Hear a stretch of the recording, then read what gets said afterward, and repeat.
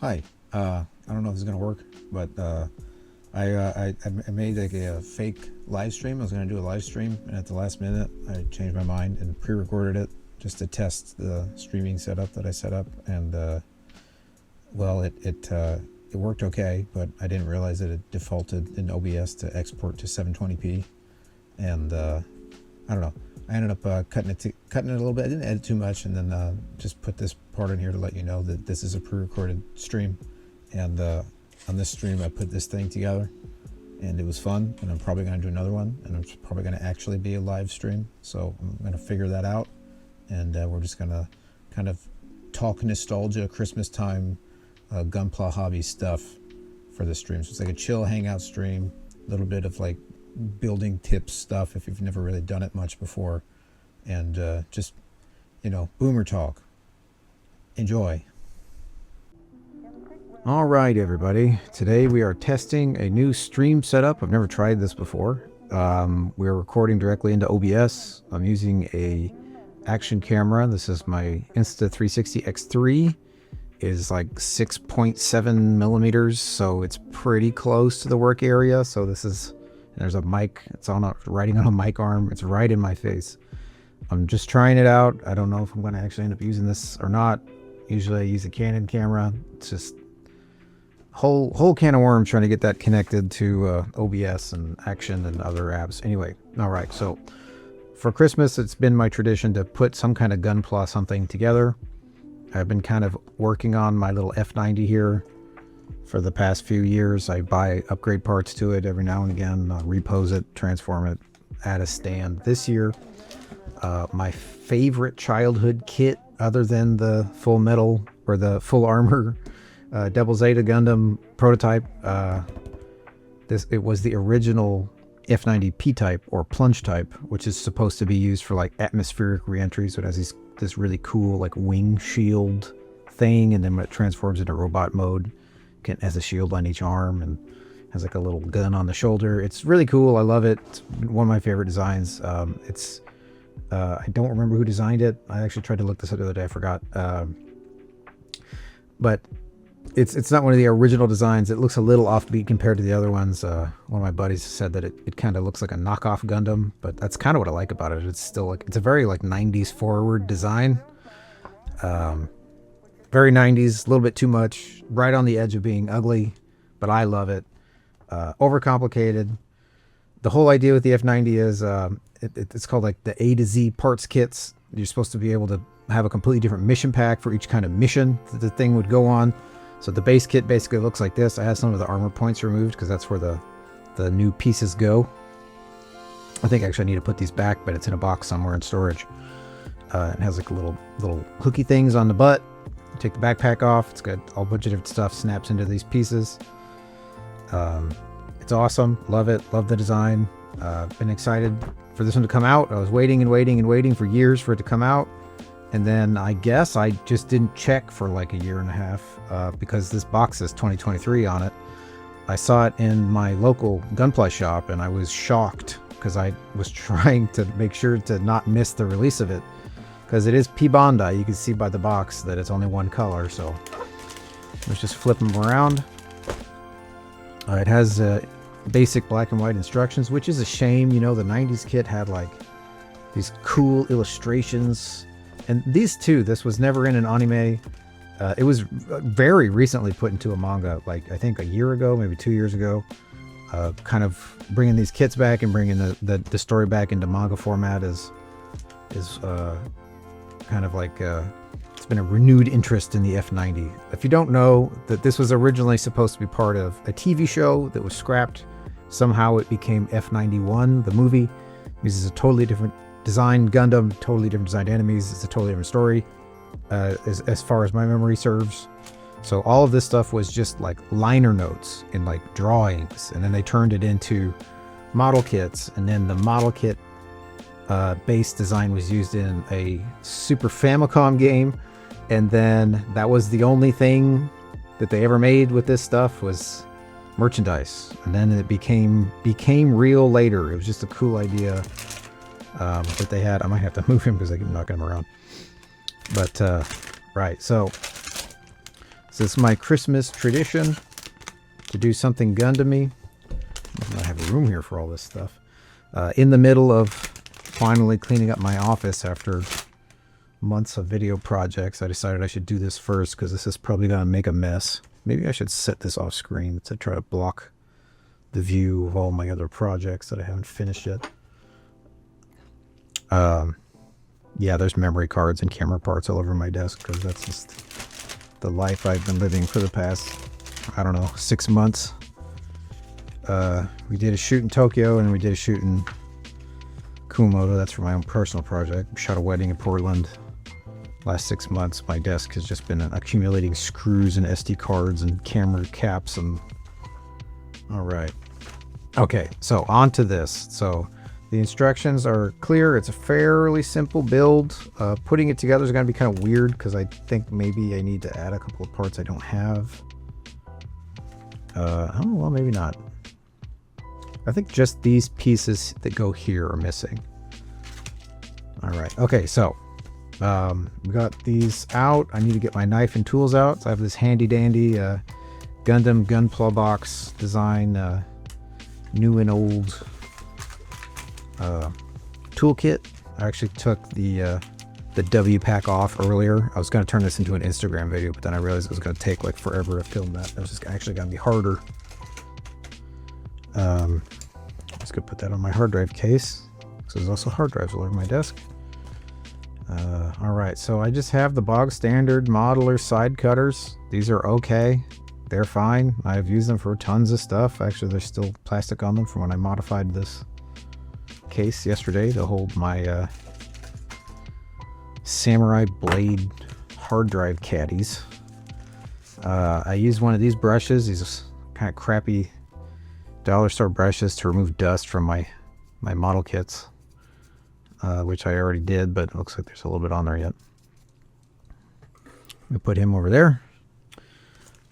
So I need X-Acto knife. Probably not going to need these. Probably not going to need that. Okay, I have a jeweler's file. It's also from the dollar store. I like getting the cheap, soft files and stuff like that because I don't like using the tougher stuff because it just ends up scratching the crap out of the plastic. Like I get a lot of stuff from there we go. Get a lot of stuff from the Daiso and it's good, but like these, for example, they actually make a file for handicrafts, but it's meant for resin. It's not meant for ABS plastic. It's a little too aggressive. So usually I rub them against each other to try to make them soft. This one is actually one I bought years and years ago. I bought like 10 of them. I don't know where they came from. Probably eBay.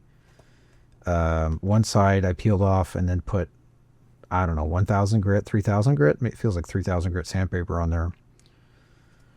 So I have like a rough one and a soft one. I got a file. Also got a couple of these little screw drills, these little hand drills. Where's my camera? There we go. These come in really handy if you have any molding mistakes, if you have any flash in your molding holes. And finally, I have a jeweler's file kit, which to be honest, I don't use that often, but can be handy. These are a little bit more aggressive. These are meant for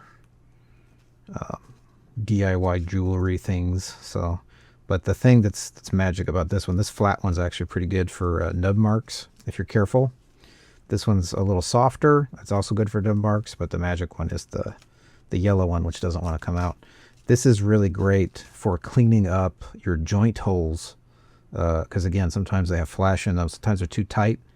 One of my favorite things about the F-90 kit is the joints are really solid. Like I have to go to my shelf to get another way more breakable example, but like, you know, Gunpla are not toys exactly. You can't really play with them because they break really easily. But like this one, for example, you can hold them by the foot and shake them around and, you know, the foot will move a little bit, but a normal master grade kit, if you would pick it up and hold it like that, it would just shake itself to death.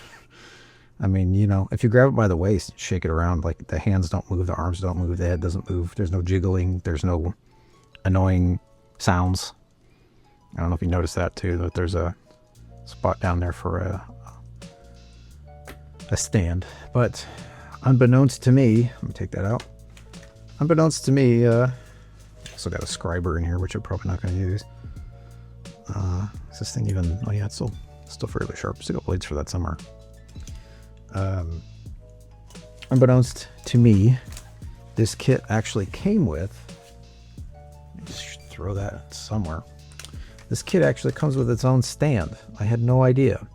I also didn't know that there is an F-90 extra parts hanger base, which I think I'm going to pick up because now I have F-90 extra parts. There's also an F-90 model too, which is exactly the same but purple. So I thought about just getting one of those and having them kind of like, you know, fight each other on my shelf. But my gunpla shelf is kind of just being used for work stuff now. It's got a bunch of cameras and lenses on it. All right, I've been blabbing away for like 10 minutes, so we should probably crack this thing.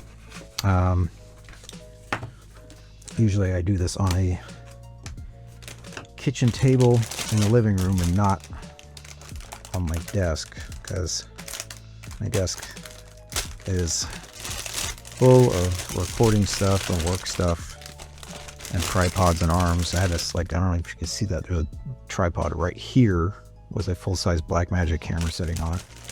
It is ironic I don't have a proper proper way to record capture from. I have a bunch of Blackmagic stuff, but I don't have a Blackmagic capture card. I still use a really old, actually I just stopped using this thing. I have an old HDMI AverMedia capture card that I use to capture gameplay for YouTube videos that I have never published. And it's so old it's literally like rusting. And it just started causing problems. The weird thing about these two, I mean, these will give you a lossless, finger quotes, YEV export. Especially, there's made custom software for it too. It's free source. You might notice one of these says HDMI and the other one says AVN. That's actually not a true HDMI. It's like a SD composite combo squid cable that plugs into that one.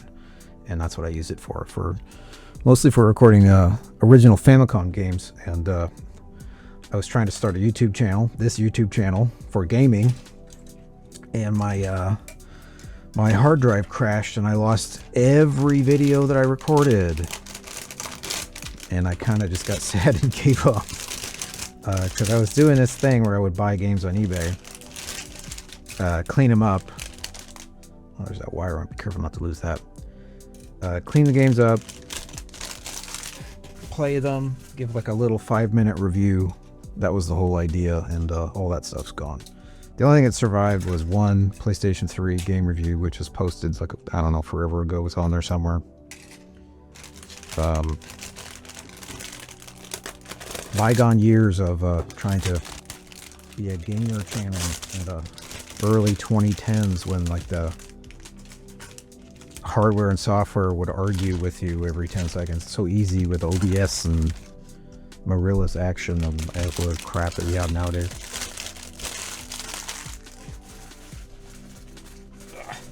That was from the era where you couldn't directly capture HDMI in either. It would give you like a content block, that HDCP, Digital Millennium copyright bullshit. Anyway, all right. So here's all of our. Whoa! We just had a part escape there. Where do you go? Looks like right here. Okay. I had a thruster break off. Oh, look at that. Huh, okay. Maybe you should look at it. Looks like it came off right there. Yeah, the tree itself broke. So I used to work in college. I worked in a rubber mold factory, and we made parts that looked a lot like this. Sometimes when there would be heating problems, you'd get bubbles in the molds and stuff like that. If you've ever had a gunpla that has weird problems, has stuff stuck in there like extra little bits of plastic, that's called flashing. Maintaining these is extremely difficult. There should be quality marks on some of these. I wonder if this was just, well, I was gonna say maybe it was just impact damage, but none of the other parts look bad. Usually when they pull these things from a mold, they have oh, here it is. You can actually see like when it was pulled. That's what these little clock-looking things are. You probably can't see them too well on this camera. Maybe with better lighting you can see them. I think the closer I get, the worse it's gonna get. It's gonna go out of focus. But you can look online to decode these. I actually forget how they work. I think it's 20. Okay, I think it's 20 is the decade, and then 3 is the year, and then 5 is the month.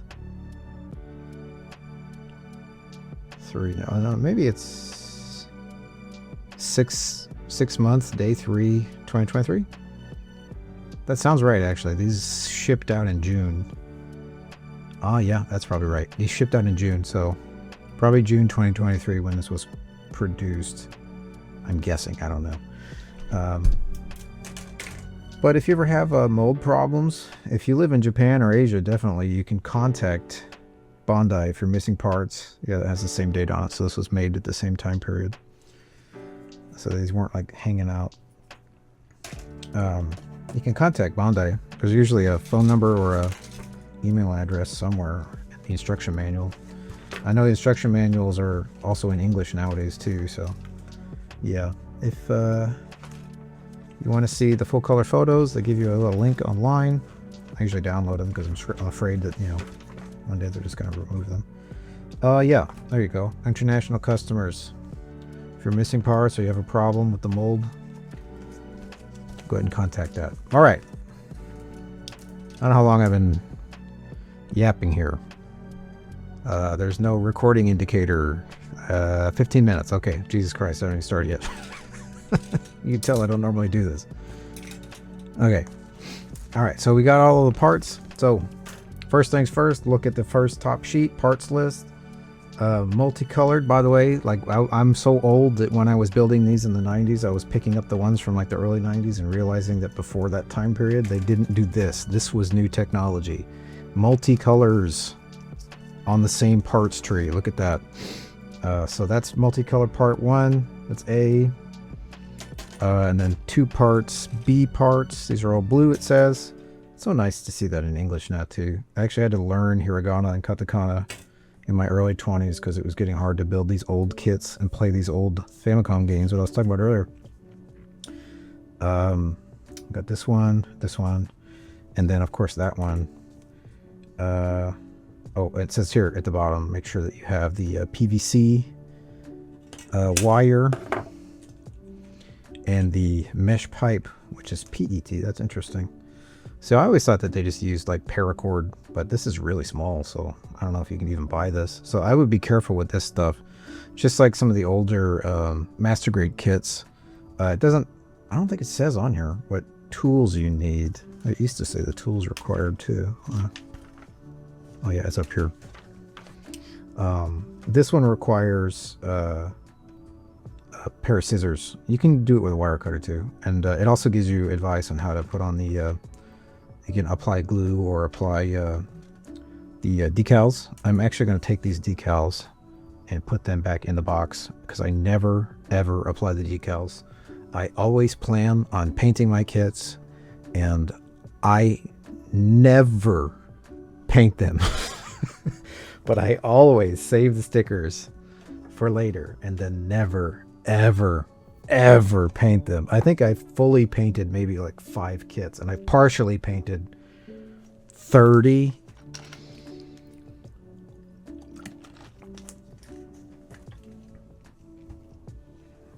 All right. If you're here, you just want to watch me put this thing together. So let's get to cutting. So we're going to build the plunge type parts, the P-type parts kit. So let's see. Normally I log all these up and I go A first. So it'll probably be something like this.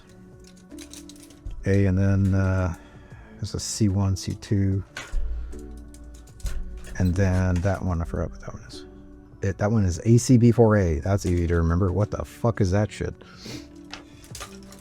I gotta be careful of that little guy. Normally I put these up like that. And then I stick them in the box over there and they sit like that. So let's see if we can manage to do that without knocking the camera over. There we go. You know, I've seen people use the the trick of using like a dishwasher, like a dish dryer as well. That works great. I'll tell you what I used to do. Clothespins. I would put clothespins on the box and it would hold them up. But, you know, I don't have those anymore. I don't know where they went. I'm just going to put that there. Well, I put that there. Put everything in the box. I always put everything in the box. Never know when you're going to have to stop. Live in Japan. There's earthquakes. I literally had to stop working on Gundam because earthquakes. Sanding a model at 2 o'clock in the morning. Run downstairs. You're not supposed to run downstairs, but I do it. Alright. So, we're going to take these things out. Make sure that they're cleaned off relatively. There's nothing obviously on them. I'm going to find my knife. I usually take my knife with the dull blade. Alright, I got this sanding doodad here with the soft side and the rough side. I put that there. Oh, and this is Mr. Hobby Mr. Cement S. This is... actually, I don't even know what it is chemically. It says in Japanese. I can't read it. Yeah, well, right there it says acetone.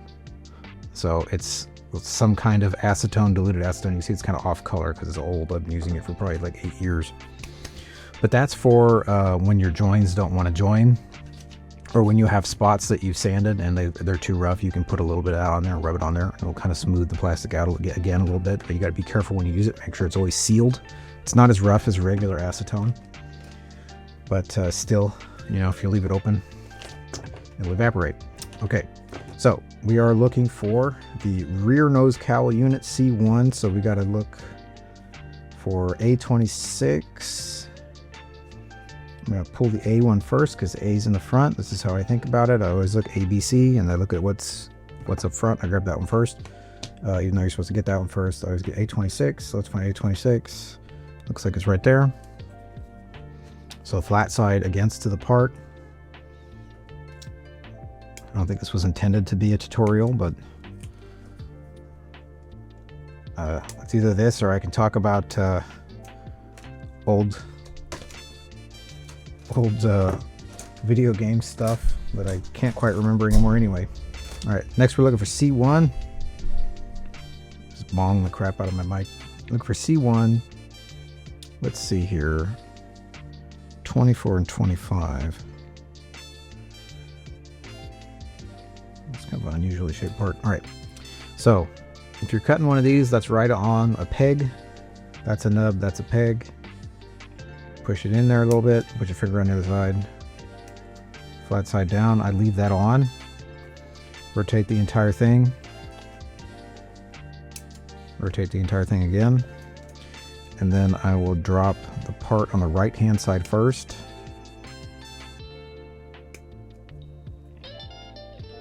and the left side one second. So that one's going to fall. I just try to control where they fall.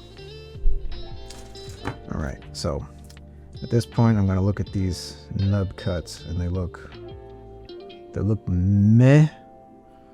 I'm going to grab my soft-ish file here. I'll file that nub down. I did have a look at this kit fully assembled, and a couple of places have said to watch for these nubs, especially these big nubs. And that's all I do. Just a few hot strokes. Ask your mom. And that's pretty much it. Just to knock the sharp edge off or the rough edge off. So you have to be careful on these because there's a flat edge. I'm going to hit that a little bit.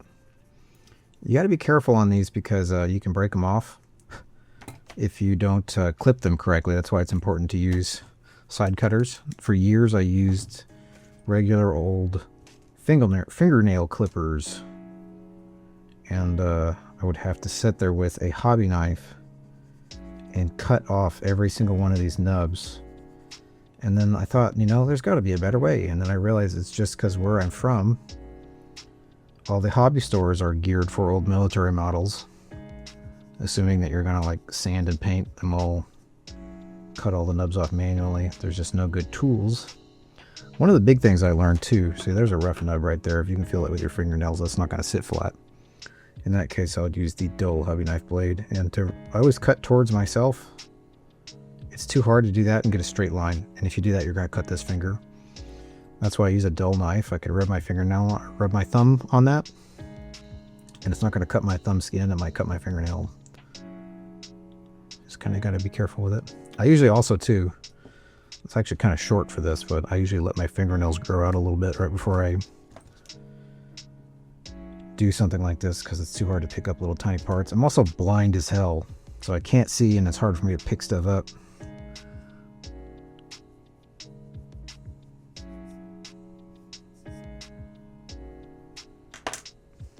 Okay.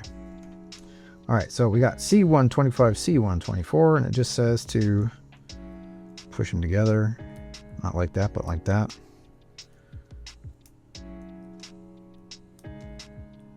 In the situation that I actually just did that wrong. Wish I could redo that there. For tutorial sake, find your big one in the center the most, and then slowly push them on or rotate them on, and always push the small ones in a little bit. Because if you push that in all the way and then that doesn't go in all the way because it's smaller, those little ones will break off in there. Just try to apply even pressure to all of them. And if they don't want to go in together, try to pry them back apart. You know, actually, I don't know where that, I just realized I don't have that. I don't know where that is. I have a special parts spreader tool. It's a plastic tool to jam between these gaps and pry them apart. And it's made out of ABS plastic, so it won't score the plastic. Okay. All right. We're like 30 minutes into this video, and I have put 3 little pieces together. Success. All right. So when I take a break, if I need to look away, if I need to find some more parts, make sure all my parts pushed in. There's a little bit of gap there that I kind of don't like. In the event that there is a gap there that you kind of don't like, and you feel like it's going to be like a structural problem, that's when I would use Mr. Cement S. But I think that's going to be fine. If I need to walk away or do something, if I have any small parts, put all the small parts in the box. Any large parts, when I want to remember where I am, put it right there where the instruction is. All right, so the next parts that we need are A9 and A8. That should be the color one. And then usually starting from oriented, and it comes from the top left. So I need 9 and 18. So 9 should be down, down, down, right there. All right, so I do one side and turn the thing around. Do the other side. Okay. The 1 and then 18 should be that one. Nope. There it is. It's blue. Oh, it's blue. I see. All right, so right side. Obviously, you would do this the other way around if you're left-handed. It's really not that big of a deal, you know. It's just more about, like, actually, a part like this is actually a really good example of why you need to be careful about how you cut your nubs. This is on a really thin side with a lot of angles on it. I don't know if you can really see how many, like, little edges there are there. It's a complex edge. So if you snip that like that, that's going to create a hole. So in this case, what I would do is actually snip it here, take the whole thing off. Okay, you can get a better look at what I'm talking about. And you see it's thinner from this side than it is from this side. So if I snip it from that side, it's going to try to break away that plastic, and it's going to create like a little divot in your plastic model. And if you're going to paint it, you're going to have to fill it later. So in that case, I would actually, instead of cutting it like this, I would cut this end off and then turn it like that, and then align it with that complex edge like this, and then slowly cut it away. And it left a very subtle nub in there, which we can use the soft 3000 grit or whatever to polish away. And you will still be able to see it because you caused a stress mark, right? Here, let me get that in the camera. You still be able to see it, but the ultimate test is rub your finger on it. Can you feel it? And the answer is not really. So running paint over that. If you can feel it, you can see it with paint on it. If you can't feel it, then the paint will cover it. And you can actually kind of see there's a little bit of a, did it right there in the casting. But you know, I gotta say, as someone who's been building these models for years and years, they're so much better than they used to be. There's nostalgic for some of these old models I'm nostalgic for. Like, hold on, let me see if I can find one.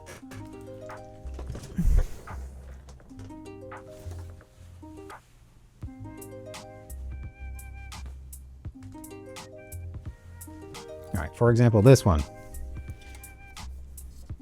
This is the original Big Zom. This is the only official Bandai more or less normal Big Zom kit. It's I think a BB Senshi kit. It has very little movement and just the legs. It has no extra colors. It's all solid color. You have to paint everything yourself. I bought it because I wanted to challenge myself with painting, and then we moved to this apartment where I am not allowed to paint things. But this is a great example of it being kind of classic and chunky and cute, and it can be a fun challenge to try to make it look a little more realistic.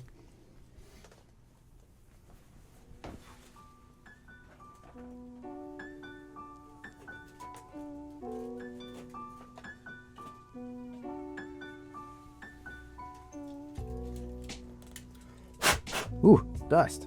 Okay, I don't even know if this will fit in frame. So this was my goat.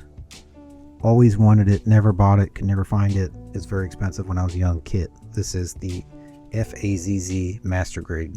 This is from the Gundam Sentinel book. So it does have some color variation, but not much. It's got very thin, spindly little parts. Right after I built it, this part broke off, and that's super glued back on.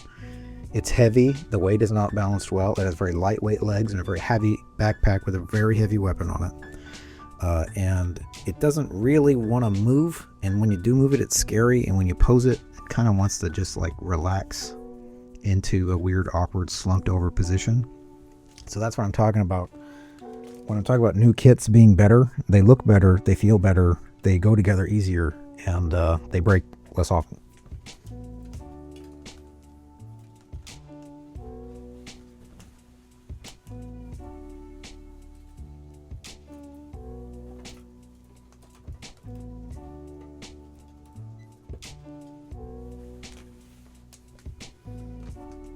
Okay.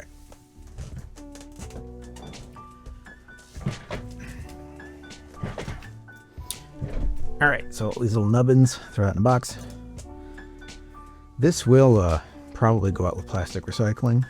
I had considered, I've seen people take pieces like that and turn them into like knife handles and cool stuff like that, and I'm really interested in 3D printing and seeing if I can recycle all the little nubs and all the extra trees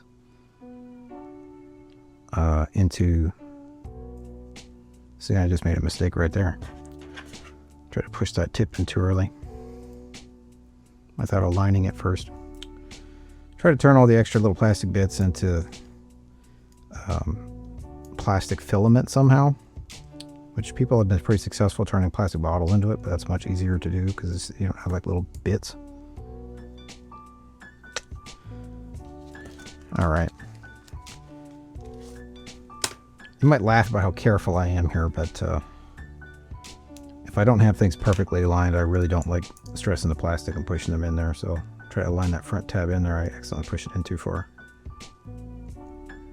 Actually, you know what? Before we do that, I see stress marks on the back here that I want to take care of.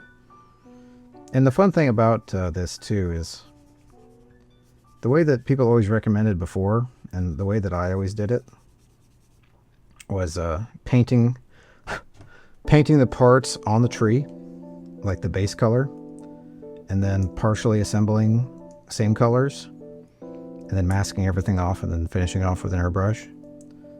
The fun part is if you do this, then if I want to paint this later, I have to take all this apart again.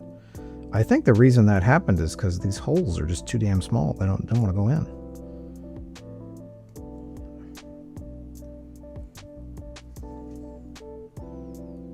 Sometimes thin parts like that are a little hard to get on there. It's really kind of, yeah, you can see how thin that is on there.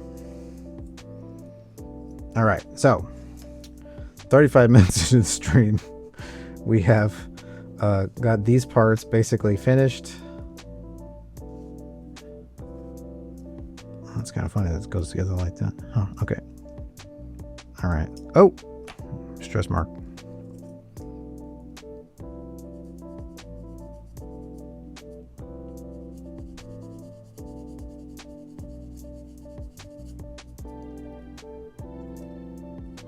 All right, I think we're gonna do the light one here. Ah, you know, I see some big nubbins that I was told to watch out for right here.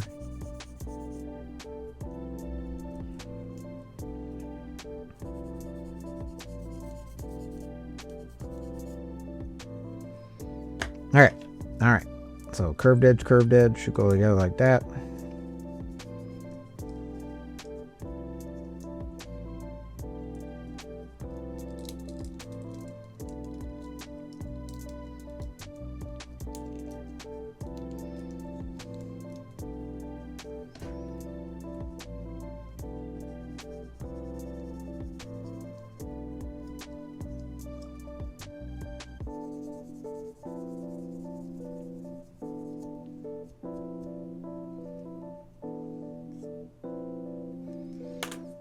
Okay, all right. A20. Now we get A20.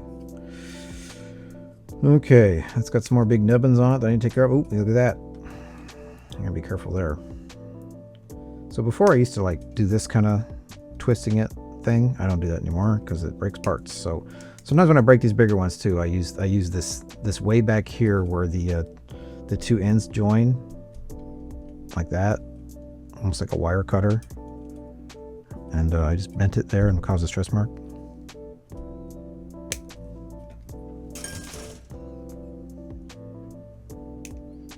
Okay, flat side, flat side. All right.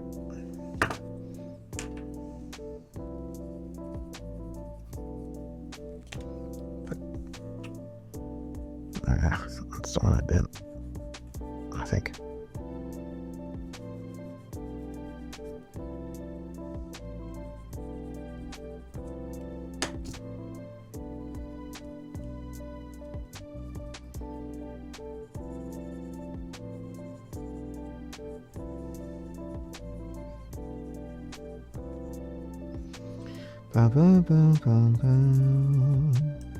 All right.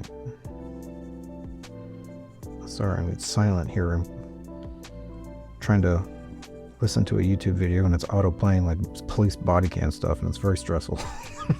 Okay. I was watching Christmas videos. It's the day after Christmas. All right. Okay, I'm gonna put that on there. Now we have the main body of the kind of bird head. Kind of looks like the Falcon Zord from Power Rangers. All right. So going by my stupid person logic. Oh yeah, it says be careful, don't cut these thingies. All right, going by my stupid person logic, I always go for the first letter in the ABCs. So we're going A. Ooh, that's going to be a tight one again. I'm going to kind of do this technique too, where you kind of rotate the tool as you give it a snip.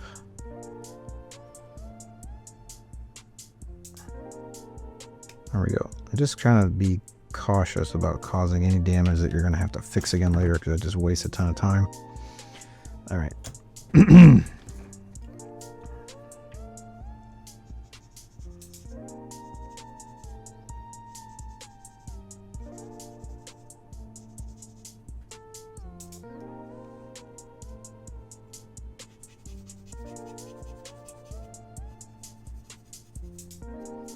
Let's get that going.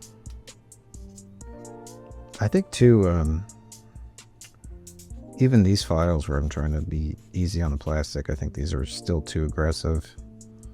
And to get perfect lines, I think it'd be better to use a magnifying glass. I actually don't. I have I'm extremely nearsighted, and it's annoying to have to use one hand to flip my glasses up and down. And I usually wear big headphones, so it's kind of impossible. So I kind of just YOLO it, you know. I kind of think most of this stuff people aren't gonna notice, and I'm not too much of a perfectionist when it comes to putting these together, because I do it for my own enjoyment, and I like to build them. And like I said, I very rarely ever actually paint them and finish them. For me, especially this one, you know, I have very specific memories of putting the original one together back in the early 2000s, probably 2000, I don't know, 1, 2. It's one of those weird things where you think about like the butterfly effect of your life. Oh wow, yeah, okay. It said to be careful not to clip that. That is scary. Okay, maybe less experienced modeler might screw that up, or me right now. I guess we'll just find out. I really wish that I had the. I didn't even clip that. It just broke off. Okay, that's very thin. Less experienced modeler might break that, or whack your figure with your wrist. I probably shouldn't have him there. I just have him there to hang out in the video. All right. So this is C22. These two probably ought to be filed a little bit again. Then we need 26 and 27, and then C123. Okay, so let's do 26, 27.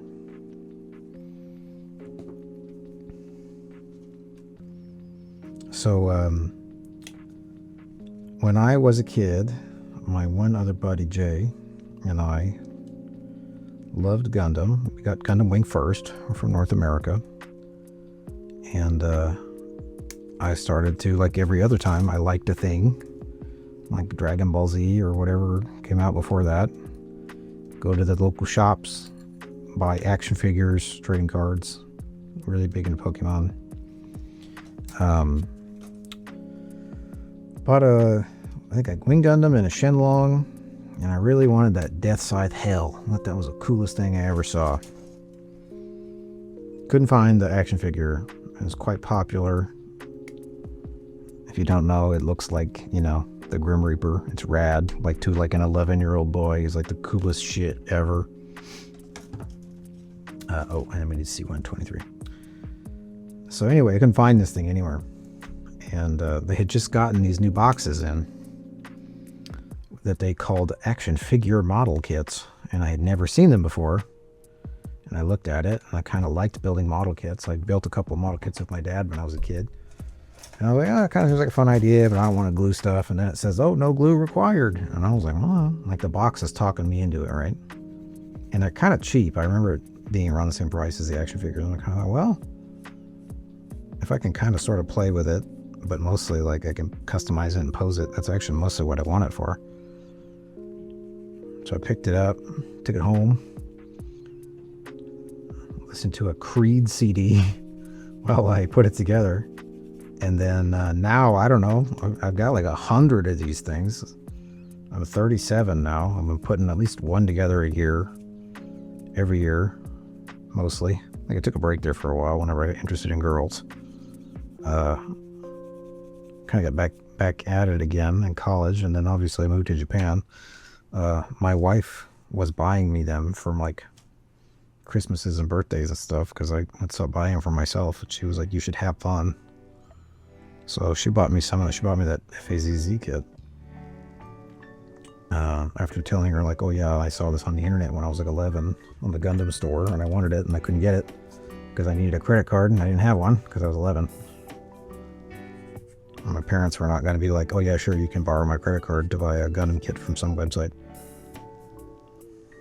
This looks kind of weird. I'm not quite sure what shape that's supposed to be. It looks like it was deformed on mine. I have to move the camera a little bit here. Look out.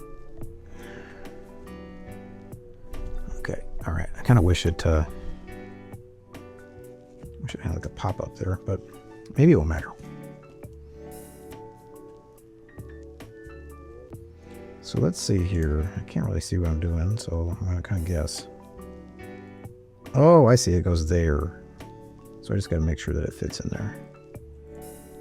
Oh, I see. That's just to give it a little bit of strength. Yeah, okay. These holes are tight. I don't know what it is. These F-90 kits, all of the holes are tight. This is what I was talking about with this, by the way. Put that in there and just twist it a couple of times. Don't need much. Don't do it too much. I think that's supposed to be more of a triangle shape, and it's kind of flared out. So when these kits came out and they're like, oh yeah, you don't need, you know, special tools or glue, it's kind of like, maybe you do. But anyway, I put the Mecha review together a few years ago, and I kind of got embarrassed and didn't release all of it. Then I pulled some of the stuff that I did release back out of it. So I'm not even sure where this is going to end up. This might end up on Destructive Blog or Mecha Review. I don't know what channel I want to throw this on. Okay. But when I did that, I wanted to have a stop motion robot puppet a la Mystery Science 3000. So I kind of thought maybe I can build a Gunpla kit into a stop motion puppet, and that is what I did. I kind of really got back into modeling stuff again. Restarted a lot of old projects I started when I was a kid, and then whoops, you know, because I picked up a Gundam kit at the Walmart when I was a kid because I didn't have an action figure I wanted. Then my comic book shop in my nearby city had this kit, the old version of this kit, and I got kind of addicted to Gunpla building. Then I found that a lot of the stuff I liked was Japanese, and I could import Japanese stuff, and I could kind of sort of learn how to read it. Yada yada. Oops, yada yada. I end up marrying a Japanese person, moved to Japan, like over here. So, butterfly effect. Kind of. I think that's just normal life. It's just funny to think about, like, if I hadn't, it's like I had to watch the Cartoon Network at the particular time and year, and then also I had to be lucky that one of my local comic book shops just happened to have like all these Japanese only models that weren't released in the United States or North America, right? They had to import these things. And that's how we found out a lot, like, you know, a lot of stuff about Gundam was actually buying the model kits and looking at the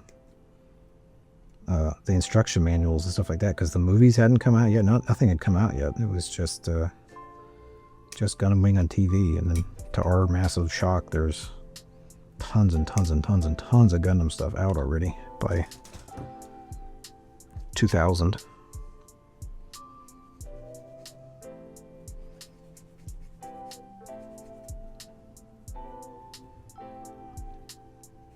Trying to tape the shows off of TV on VHS tape and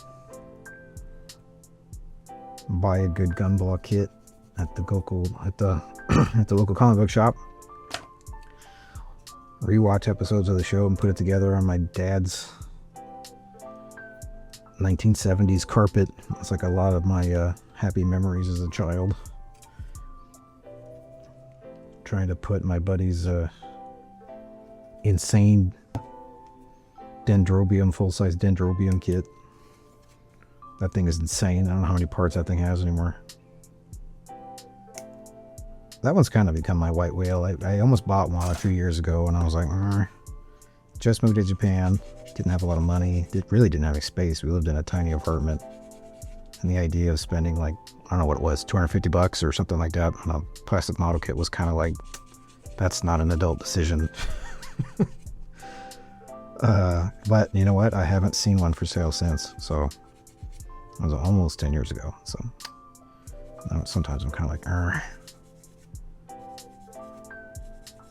but I'm sure, you know, they'll reissue it or it'll pop up sometime. There's plenty of Gundam fan psychos that want to build the mega size kits anyway, right? I know I do.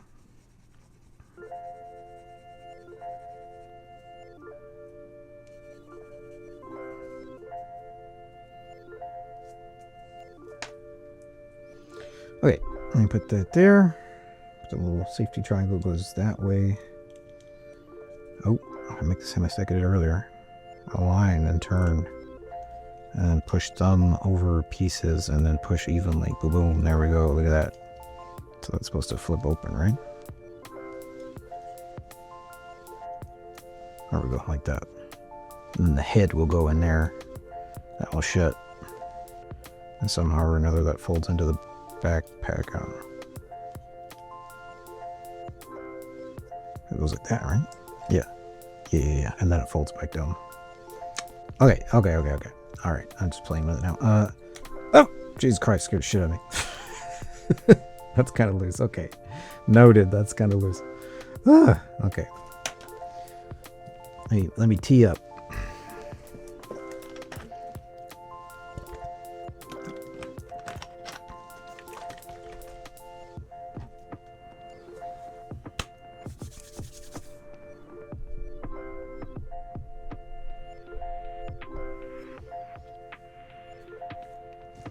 All right. Oh, how much time has it been? It's been 49 minutes. We're still on page one. Page one. 1 hour in. Page one. Okay. I really take my time when I do this, so maybe I've always wanted to do streams of this, but I was kind of worried that, you know, I do like to chat about the good old days. Maybe that's fun for people, but I don't know. Maybe not. Maybe it's boring.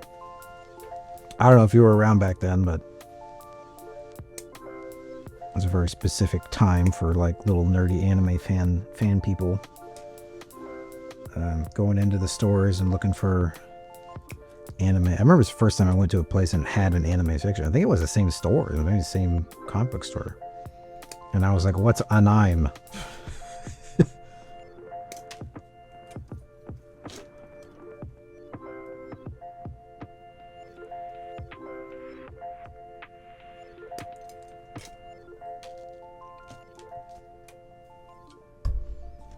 Alright, C118 is next. So I ended up collecting quite a few of these vintage kits back in the day. And I got to say, a lot of them are not great, but some of them are pretty fun. The original F-90 P-Type kit was actually a pretty cool kit. It was very convertible. It was kind of playable, but it used this really weird system where, like, here, this part of the bicep was split in half. And it had a male peg and a female soft, the PC plastic peg. I think this doesn't have any of those, does it? But it's a soft rubbery plastic female part, and you would plug the arm in like that so you could rotate the bicep. But the problem with that is if you rotated the bicep a bunch of times, the arms would just fall out. So this thing would sit on my shelf, and I'd pose it all up, and I'd loved it, you know, and then I'd go to bed and I wake up the next morning and both the arms are on the floor.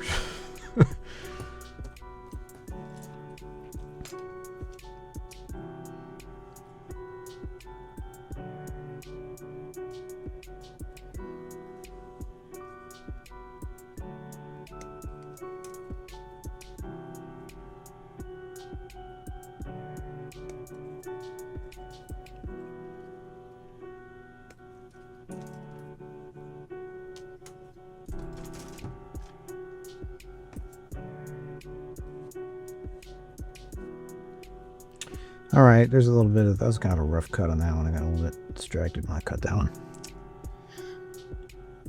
I don't need to cut that. I need to shave it right there.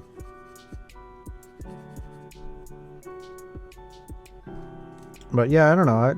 Are young people hanging out? Other local hobby shops for young people to hang out as? That's always a thing I read. That's the thing I think about a lot, especially in Japan. People lose their third space.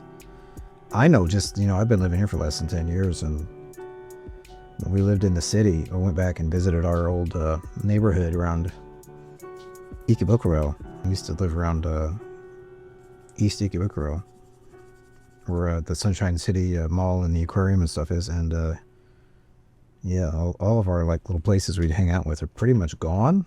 The restaurants are still there, but you know, there's like a Sega game center and Tokyo Hands. I think maybe it's still there. There was a Toys R Us, but I got modeling supplies there a few times, I think. But the big one, the big loss to me was there was a electronics shop. It was Yamada Denki. They used to have a whole floor, and it was just Gunpla and Gunpla accessories. And they even had like a little club you could join, and you could go there and use their building supplies and tables. And buy a kit and walk 10 feet and then go build it at the little table, and you hang out wherever long you wanted. It was really nice. They had like one of each. They had one of every kit ever, like all of the vintage kits. It was, I really love the old artwork too. You know, I like going in there. That's kind of probably why I originally became a graphic designer. It's that, and like I really loved, I did that upside down. Woo-hoo. It was that, and I really loved album artwork. I wanted to make album artwork and, you know, design product. It's the same size. Design product. What the hell is going on here? Am I doing that right? It's the bottom peg, right?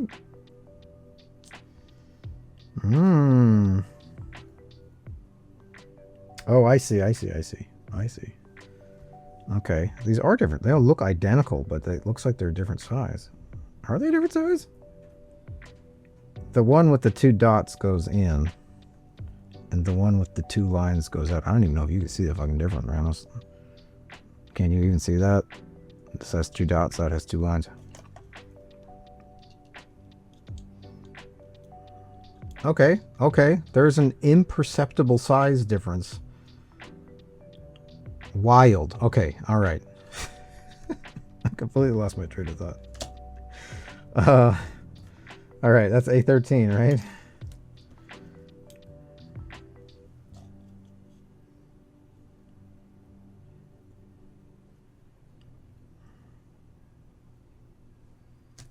Did I just do the right thing? I'm listening to such distressing...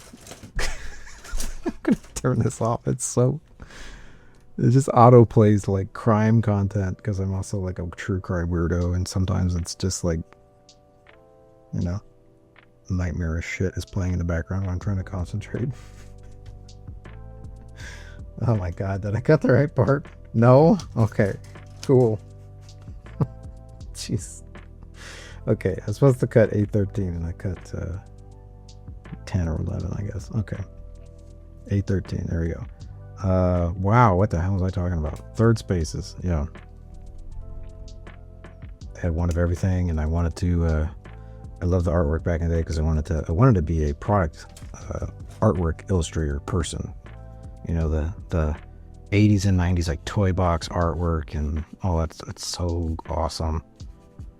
There's a few Gunpla boxes. I bought the Gunpla just because I like the artwork, and I normally there's a green screen over there now, but normally I have the boxes on display because I just think that they're beautiful. Never was good at hand illustration. I was more interested in digital design back in the day. I was interested in video art the whole time, but I just thought like, oh, I'll never be able to afford that. I didn't anticipate you could just plug a little action camera into your computer and then plug a microphone into that and then make videos the way this is going. I tried to get into the YouTube thing like 2010. Kind of wish I'd stuck with it. It's a little early. All right, I got one side kind of done there. So I originally thought like I'm gonna make a video like this and stream like this. You know, I don't know. Certainly 2011. I used to have a Canon T2i camera. I thought it was hot shit because it was under $500. Or no, it was exactly $500, and it could record 1080, which was at the time amazing.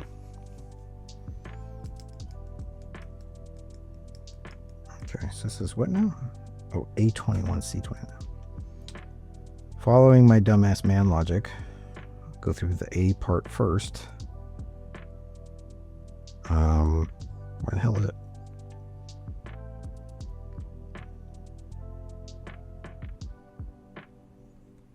Am I stupid?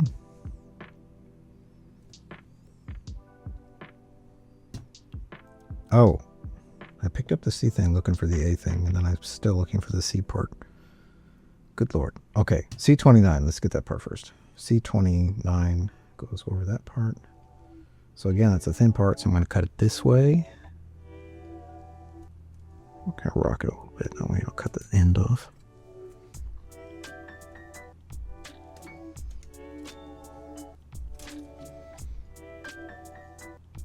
There we go. All right. All right. So then we need, I already cut that by accident. It's this one.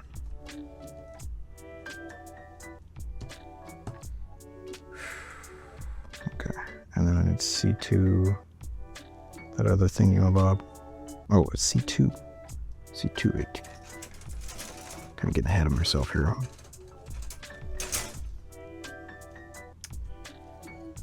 So people like try to put these together without really reading the instructions. And I have my own method where I skip ahead. Oh, that part just, look at that. Another one of those just fell apart. I had no effort on that. Both of those just popped out. Look at that. That's C220. I think, are those the same exact part? They are. They both broke off in the exact same way. Look at that. Let's put them over there so they don't fall off. What the hell was I saying? I don't remember.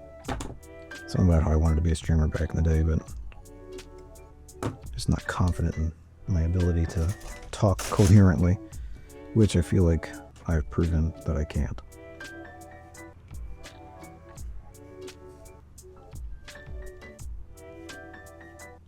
I gotta say, like, this is a little easier than my old setup of having a camera, tripod right in front of me and completely blocking the screen, but it's not that much better because I have to reach underneath the camera. The camera's really close. It's maybe like 8 inches away from my hands.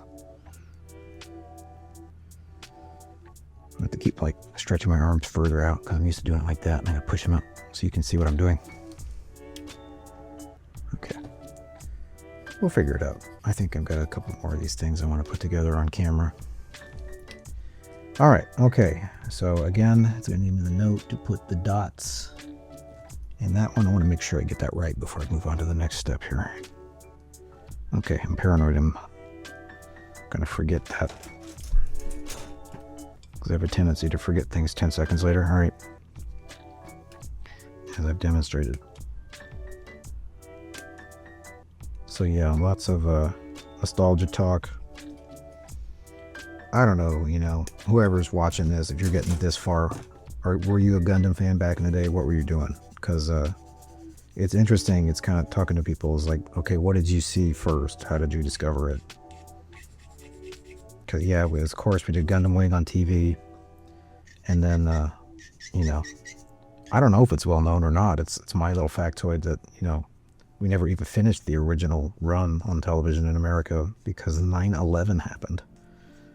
And most of Gundam at that point was like Amuro wandering around in the desert, fighting guerrilla forces in the sand. And it was kind of like,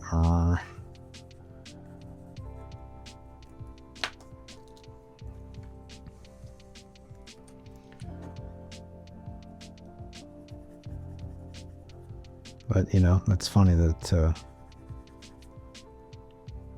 a lot of the themes of both Gundam Wing and the original series is like war continues on forever.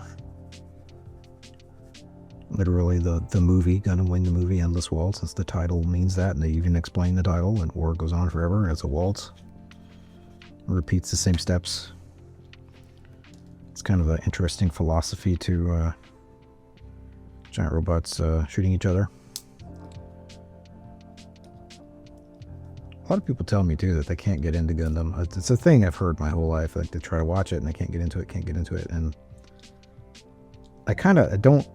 It's tough because it's like, in a way, I can't blame you people for not being able to sit through this like very 1970s, sometimes very repetitive.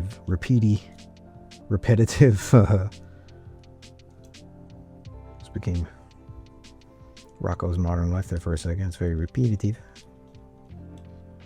Repetitive show from the 70s. The animation's kind of whatever. Oh, look at that. Oh, look at that. That's... Did it right that time, right? I was literally like trying to avoid doing this exactly. Look at that. Son of a bitch. I can kind of understand that people can't get into the show because of the animation or whatever. And it's kind of a very 70s style. It's kind of a bygone time of animation where everything's kind of funky looking. And by that I mean, like, you know, like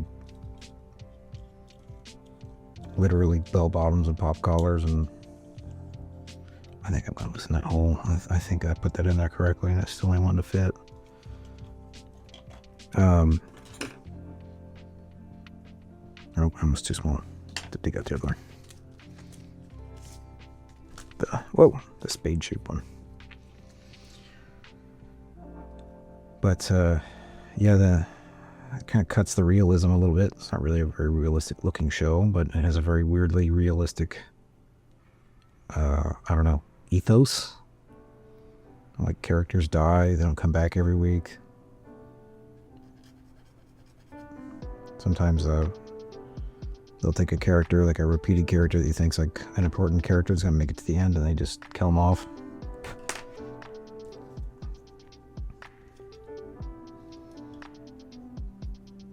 But I think it's a great show. I did put a stress mark on that. That does make me nervous. I think it holds up. Kind of, except for the animation, in spite of the animation. It's kind of part of what makes it charming, though. Yeah, that's a tough join right there. I don't know if I like the design of that. That's a little tight. Well, I could just try to reverse it like I did the other one, but it won't match. I don't think I did it wrong, because I match. Now it won't come off. First it wouldn't go on, now it won't come off, so... Well, if you want to live there, I guess I'll just leave it alone. I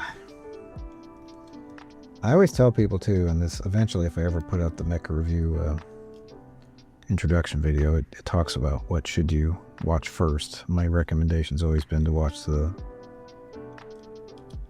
compilation films, because it's only it's 3 2-hour-long movies, which they're kind of long movies, but you know, the original series is I forget now, is it 43 episodes, 45 episodes? I think it's 43. It's supposed to be 45 or something like that. I think it's 43. That's a lot of time, and you don't want to watch an entire series and go, huh, I don't really like it. You know what I mean? Ooh, that's really tight. Oh, that's so tight. I was warned by a Japanese blog that this was going to be really tight, and it's more tight than I anticipated. Wow, that doesn't want to move. Ooh. Well, in this situation, there's 2 options. Well, like, either way, is gonna have to pop this back off. And there's 2 options in this situation. I'll get back to my fucking discussion about what to watch first. Okay, that's gonna have to...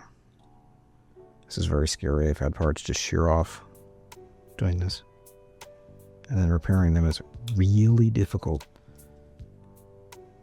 There's 2 options in this state, right? You keep trying to waller those hulls out a little bit. Keep trying to waller them hulls out a little bit. Is my dad here? And I think maybe I have to sand that peg down a little bit. Maybe the problem is that peg's not perfectly straight. That happens a lot, you know? Plastic warp issues and whatnot. And / or the if you live in Japan, this is really easy to get, the Tamiya RC car racing grease. Ooh, I think I have some right here. I use that. It's plastic safe I think it's plastic safe lithium grease, basically. If I can find it, I don't know how I put it.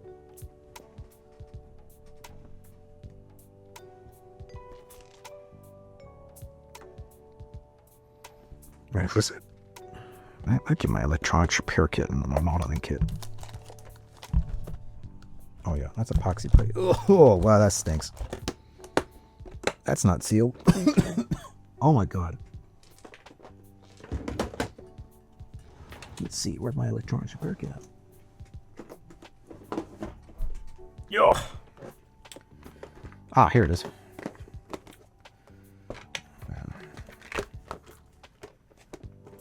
No way. I use this grease. It's supposed to be high performance grease for like RC cars. So I did a lot of Googling, and a lot of guys who repair cassette decks and stuff also use this inside of plastic like toothed mechanisms, like not video cassette usually, but well, I guess probably, yeah. I don't have one of those, but especially like audio cassette tape decks. It's called Sarah grease. Boron nitride compound. I don't know what the difference is. I was always using lithium grease before, and then I was yelled at by somebody at some point that lithium grease is not good to use on ABS plastic. I've always heard that it's safe. I don't know. You might look at this and say that this is the wrong kind. Every time this topic comes up, somebody says whatever you're doing is wrong. I've also used I don't have it here. It's way over in my lens repair kit, which is in the closet and storage. But I also have number 10 helicoid grease from Tokyo. Is it Tokyo Machine Supply or something like that? I use that sometimes on plastic, and I've also heard that's maybe not great for plastic, but it's designed for camera lenses. You've heard people say that you shouldn't use it in camera lenses, even that's what it's designed for. So what I'm probably going to do here is both a little bit, sand these pegs down just a little bit, and then apply some grease. Not much, especially if theoretically you are going to make your own like this, and there's a lot of complicated moving parts like this. The worst thing you can do is break it, because repairing it is excessive. You have to basically drill a hole through it and run like a little brass rod through it in order to get it to perfectly be safe and not break off again. And sometimes it's just not possible. Usually some way to fix something, but it's just a huge pain. You know, you turn in something like putting something together. You know, I usually take my time for these kind of kits, 2 or 3 hours to build something that could probably take, if I just sat down and did it, it'd probably take like 45 to an hour. But only, I was going to say, if you're planning on painting it, I've already got, just touching the container, I got grease on my fingers. For me, probably will never ever get a chance to paint this. And so 2 cautions, right? You want to be careful if you're using something like this, because you don't want to get it all over the place and then get it seeped into your plastic. Then when you want to paint it, your paint won't stick to it. It'll bubble. Bad times. Right? Point 2, apply too much grease and it's too wiggly, and then now it won't stay in place, and when you try to pose it, it'll just kind of, you know, like I said earlier, kind of sadly slump over. Anyway, that's enough theory. I'm going to sand this peg down with the 3000. Actually, you know what? I'm going to hit the top of the peg with the rough side first, just to remove a little bit of material. Usually when I remove material for something like this, I pick either the left or the right side, or the top and the bottom. And I just kind of go back and forth. Top, bottom, top, bottom. Usually you don't need to try to sand it in a circle. In some kits, having a little bit of a flat side is actually better, because that means it will sit in a particular position easier.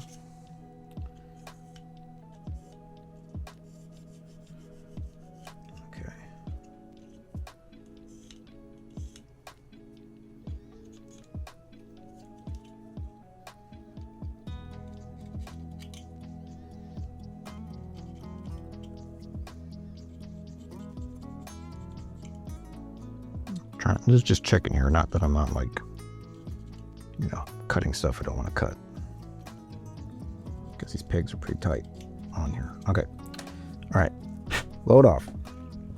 Now check it side. All right, the lines one should go onto the bottom peg. Oh, it's still pretty tight. It's much better though. Look at that. I can actually move it pretty easily now, but it sticks a little bit. All right, so I did remove some material from here. So I kind of wish I had a thicker one of those. The spade one is not really working either. The tip is too long. I don't want to cut the tip off or anything like that, because I'd like to be able to have one with a sharp tip. Just gonna kind of roll it around in there a little bit. Now, normally I would take a piece of sandpaper and roll it up and run it in there, but I actually don't have any more. It's just my only piece of 3000 I have left. Yeah, that ain't gonna work. All right.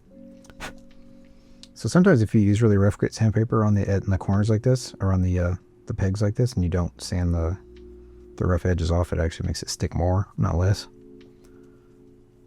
Sometimes rubbing them like that, rubbing them together like that will help with the friction. That's about right. It should be a little tight.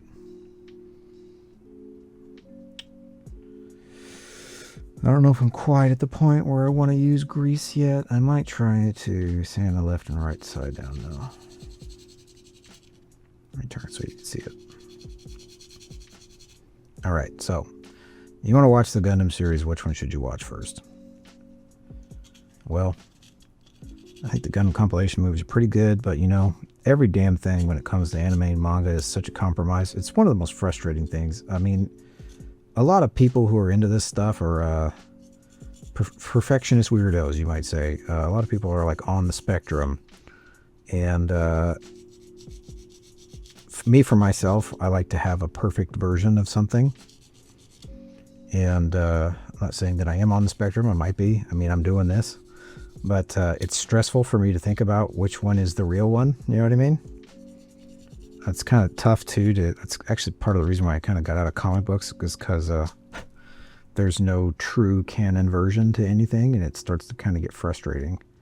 The world changes around too much, and I think that's very true for Gundam, because the canon of the show doesn't hold together throughout the seasons all that closely. The first three, the Mobile Suit Gundam series, Zeta Gundam and ZZ Gundam, I don't think they retcon all that much. But the movie versions massively retcon the series. The movie versions basically cut out the gun tank and add 2 gun cannons. And some of the character events are a little bit different, even more massively so in the movie version of Zeta Gundam. They completely changed the ending. All right, so at this point, so my last resort is the Tamiya Cera grease. Okay, I don't like to put it in Gunpla.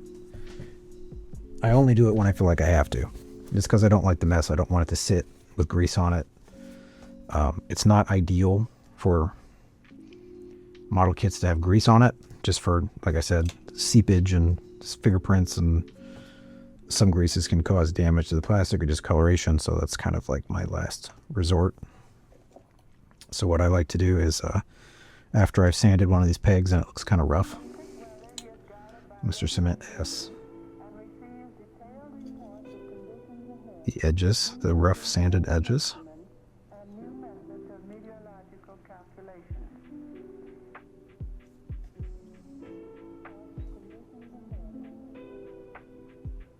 And I just lightly brush it.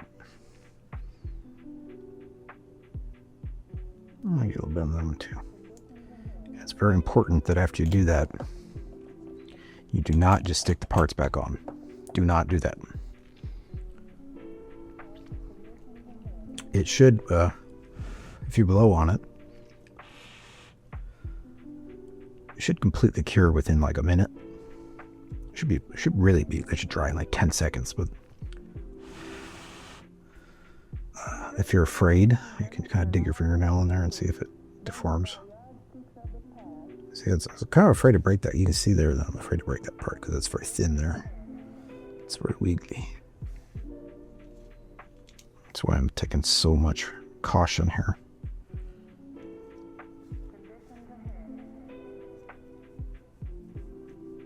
Okay, so assuming that's mostly dry, I'm just going to put that part on there, wiggle it around. Take it back out again. If you see any white looking plastic, that means it's still too tight. I think that one, if you compare the two, I think that one's actually tighter now.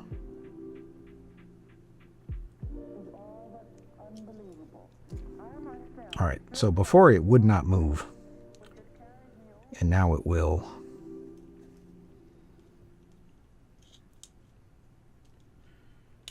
Okay, you know what? I'm going to go ahead and say that that's good enough for me.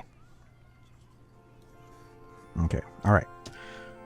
That was a very long detour. Okay, so this part goes like this. And let's see here. This part is supposed to go like that.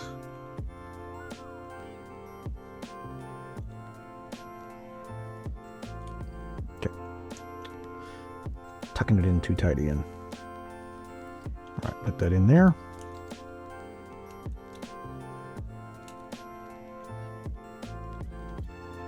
So the reason that I don't recommend people watch like Gundam Thunderbolt or something like that first, even though I actually had in the past, I actually changed my mind, it's because it requires a little bit of not just like lore knowledge, but like kind of knowledge of the world of Gundam. And it's kind of almost like, I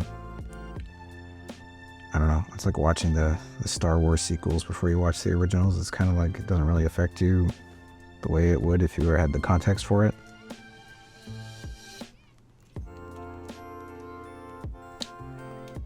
Well, I guess it is exactly kind of like watching the prequels first, except Gundam Thunderbolt's good. I don't know if that's still controversial of a point that I don't like the Star Wars prequels, but anyway. There we go.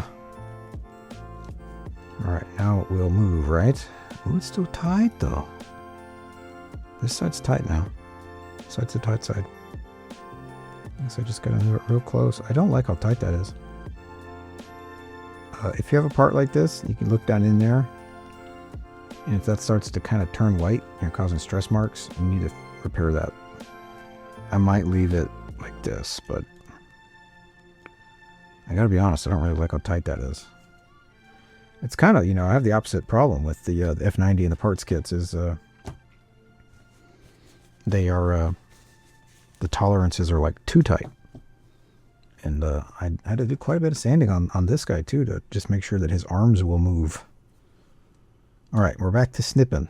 Hopefully it'll all go together much easier after that. I just knew that that part would be a choke point because I did a little bit of research on this kit before I bought it. Or not before I bought it, before I built it.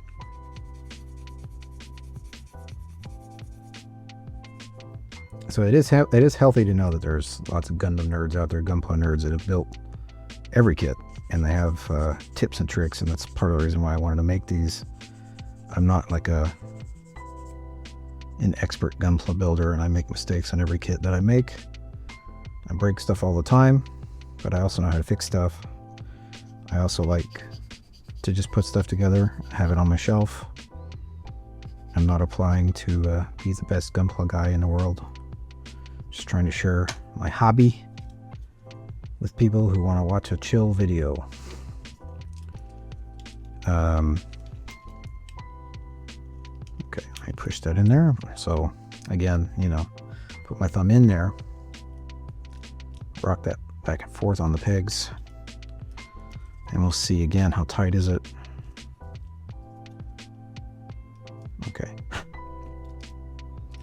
And like learning how to do this stuff is a lot of experience. I was lucky enough to, when I found that nerd shop that had all the old Gundam kits, that actually had one of these ancient, and I looked for this book, I can't find it, had one of these ancient, it's basically a Gunpla spell book at the time period, how to customize and modify Gundam kits and tips and tricks for putting them together.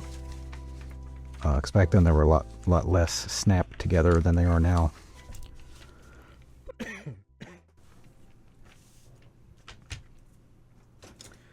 Okay.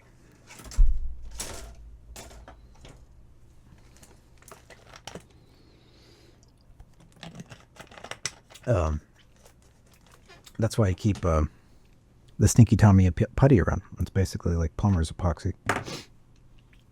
If you put a kit together that likes to fall over, and this is actually not a great example because this one has really tiny feet, but if you have a kit that likes to fall over, my favorite tip is to get fishing weights and take the foot completely apart, and you can use plumber's epoxy to basically epoxy in.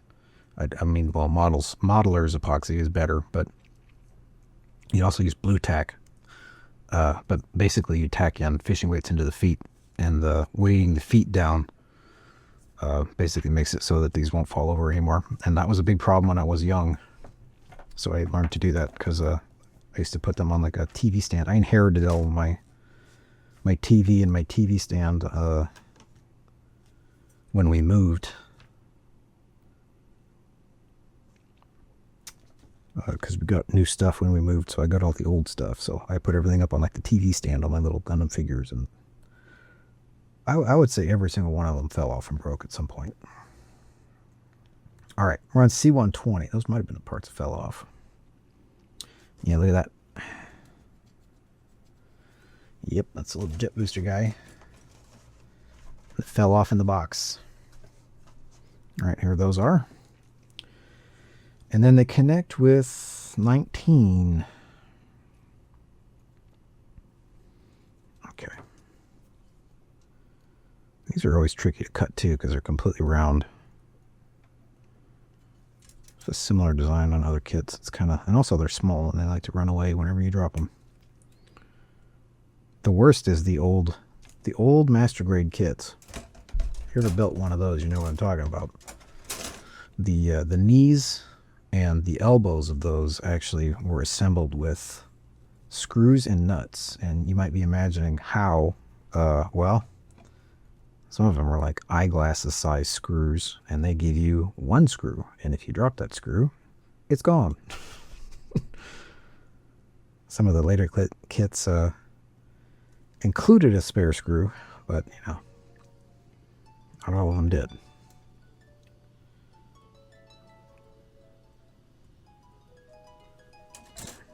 I can avoid to do that little move I just did there. That's a bad move.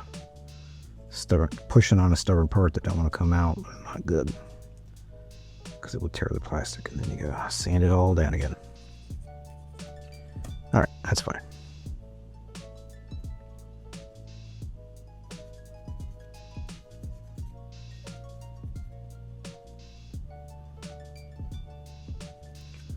Okay, all right, we got the rounded pieces done, so let's clip. So, okay. This is exactly how I would have normally cut this anyway. Let me blow that up to you. I would cut that, leave that little stem on there, and then I would, because this is so small and it's so rounded, if you just straight clip this, it's going to create a little hole there, and you're going to have to sand the whole thing. So my trick is the rotation trick, where I kind of clip it in there, and it's in there kind of loosely. I just kind of snip, snip, snip, snip, snip, snip, just very gently create little stress marks in the plastic and rotate it up and down. I kind of press harder and harder and harder, and it should just very easily come off without causing too much of a stress mark. Oh, it still left a pretty bad one in there though. Damn, it's just so hard to remove that without not causing damage. I kind of wish that they would put them on the parts runner like this, so it would sit on the tree like that.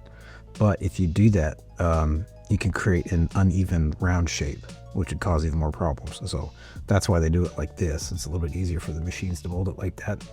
Well, it's not that it's easier to mold it like that. It's actually kind of impossible for it to mold it in this position, because then you would have no detail on the inside. I don't know how the mold would release that way anyway. This doesn't make any sense at all that it would do that. I guess it's impossible, isn't it, that it would do that. Yeah. Okay, whatever. Let me go ahead and cut down, cut to the side, cut down. Okay, that one turned out better. The first one's just maybe a little stubborn, but these are, in my opinion, this is just, these never come out right. Like I usually end up sanding these down considerably and then filling in the hole in. I have a lot of model kits that have like putty and filler in them with no paint over top.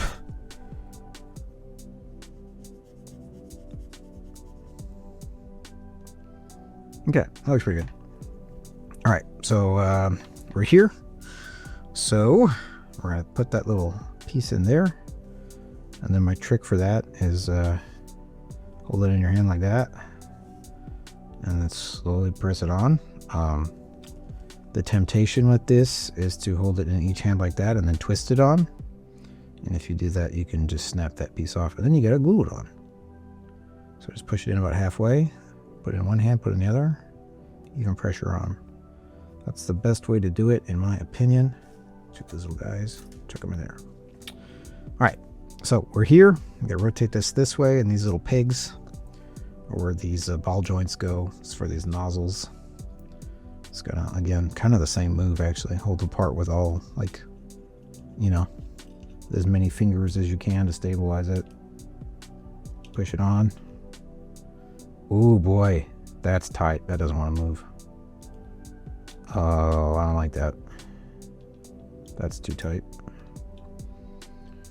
I even filed those down a little bit too.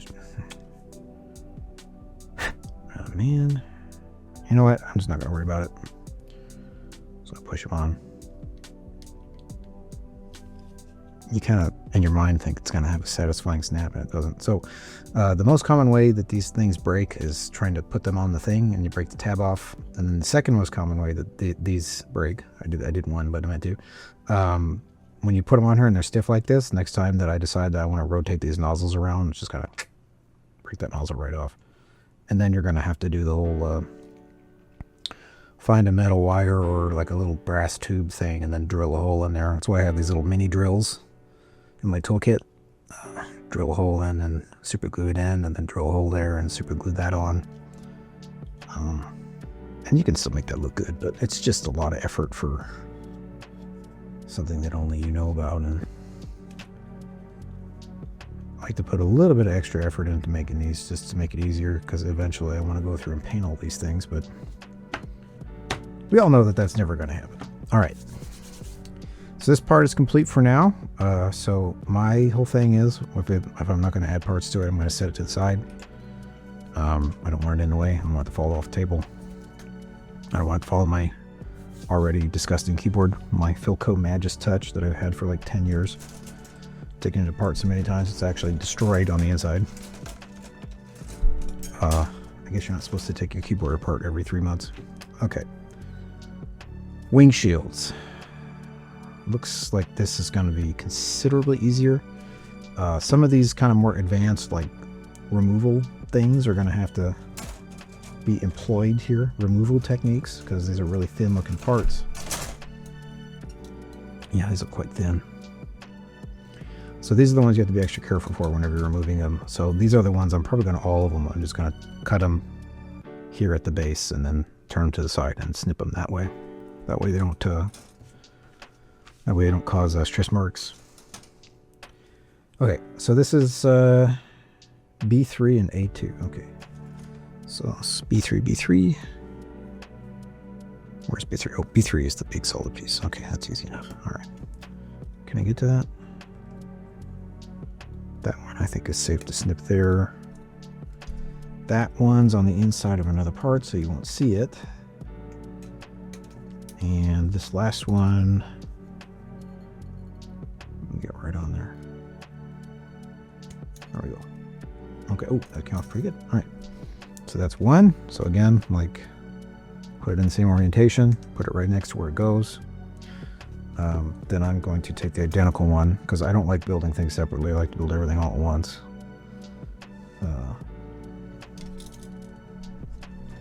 Wait, what is this? Is there not two of these? I thought I had two of the same one. Oh! Hi, I had it upside down. Jesus. You think I'd have enough McDonald's coffee, I'd be awake by now. Alright. And then, I'm gonna kind of, that's right, I'm going to go like that.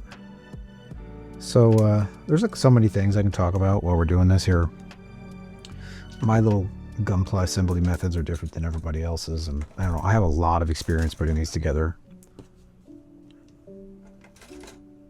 I like to build all the parts simultaneously left and right.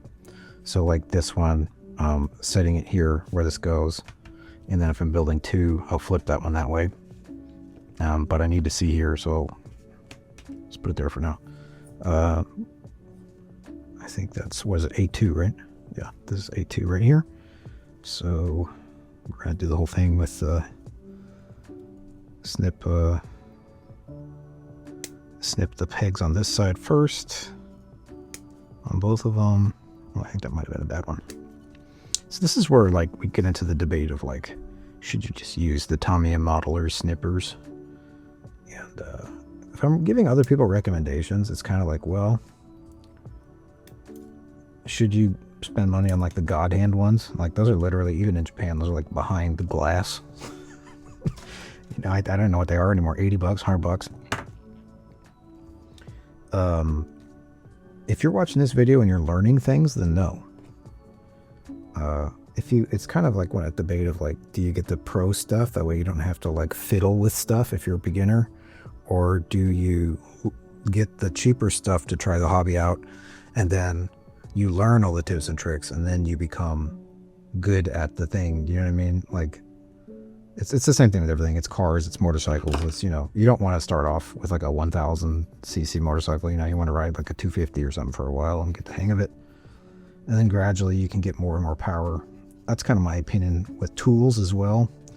You should always try to get good tools, but realistically, if you're going to build a Gundam model kit once or twice, I don't know what I paid for these, like 20 bucks, 15 bucks, 10 bucks. I don't remember, but those are 10 years old and they're still relatively sharp.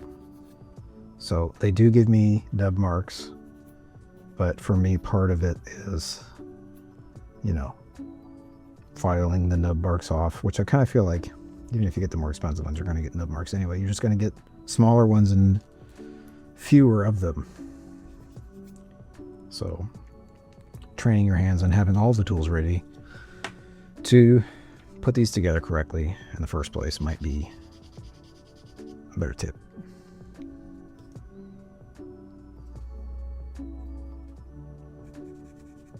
Okay, I'm pretty happy with that. So even though you're not going to see these, I usually knock the edge of them off with the file just in case there's like a parts fit problem. Sorry, it's getting kind of dark in here. I'm kind of pulling my hands closer to my eyes because, again, I'm old and blind. Okay, so we're going to go like that. In fact, I might want to flip this other light on here. Oh, that does not make a difference. How hot's the camera? Not too bad. Oh, see, I need to add another arm so I can have a light right here. That'll be great, right? There's no way to attach that there. So I can kind of sandwich it in there. It's probably gonna fall. Okay. All right, let's turn the, turn the volume down. That's the wrong word. Turn the brightness down a little bit. Oh, is that all the way down? Holy crap. What's high? Okay, that's high. That's way too high. Let's got a diffuser on there too, geez. Okay, well, all right. That's better than before. I can see. Let me open the curtain too. I know this is absolutely fascinating. All right, still going. We're almost done, I think. This is actually the first part is, first part's the hardest part. A lot of sanding, a lot of chatting. That's why we're here. Okay. So, tools. You know, I showed you all my tools. A lot of them are from the dollar store. You know, I do have some proper modeler's tools, and you know, I don't employ them unless I really feel like I need to. It's more to me. It's more about learning simple techniques to get away with stuff. You know, I always watch Adam Savage tested his builds on stuff. He always talks about like, how do you hide your crime? So this is, to me, this is like hiding your crimes. You know, if you break something, how can you you know, hide it? Because, you know, I mean, this is, you know, other people can see this, but you know, this is in my office. This is literally, I built a shelf to house all these things just because it makes me happy to look at them. And it's the point of it, is putting together with my hands. And then later I get to look at them. And that's the entire reason that I do it. It's nostalgic. It's something to do. And I don't know. If you do a good job, you kind of get a little bit of pride.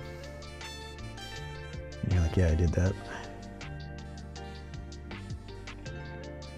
And there's kind of a, I don't know, this might be controversial, I have no idea, but I kind of feel like there's more of an exactness to the gunpla hobby than other modeling hobbies, because other modeling hobbies are a little bit more, I don't know, they're a little bit more free range in a way. They're kind of more, it's more expected that you're going to customize stuff, I think.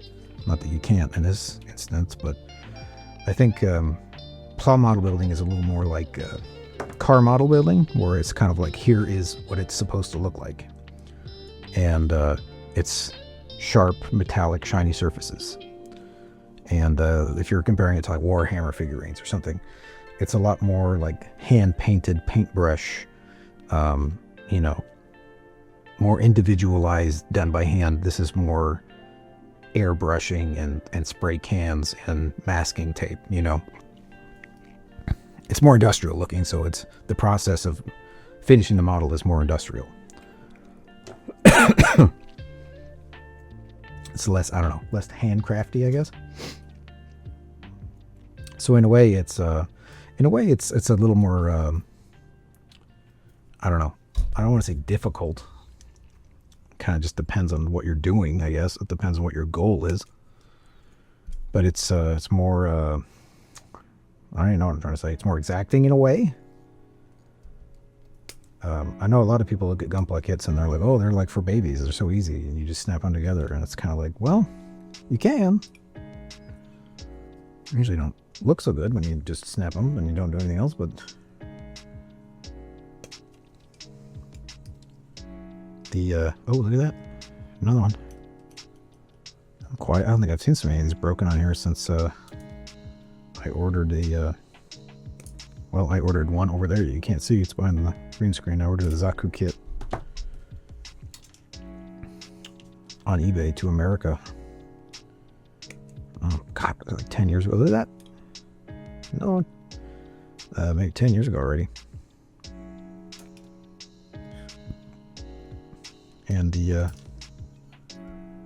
way they shipped it was they put an extra piece of cardboard on the bottom, and then they wrapped it in one layer of bubble wrap. So everybody knew that I was getting an anime figurine of some kind. And half the parts are broken off on the trees. None of the parts are broken though. Actually, the Zaku.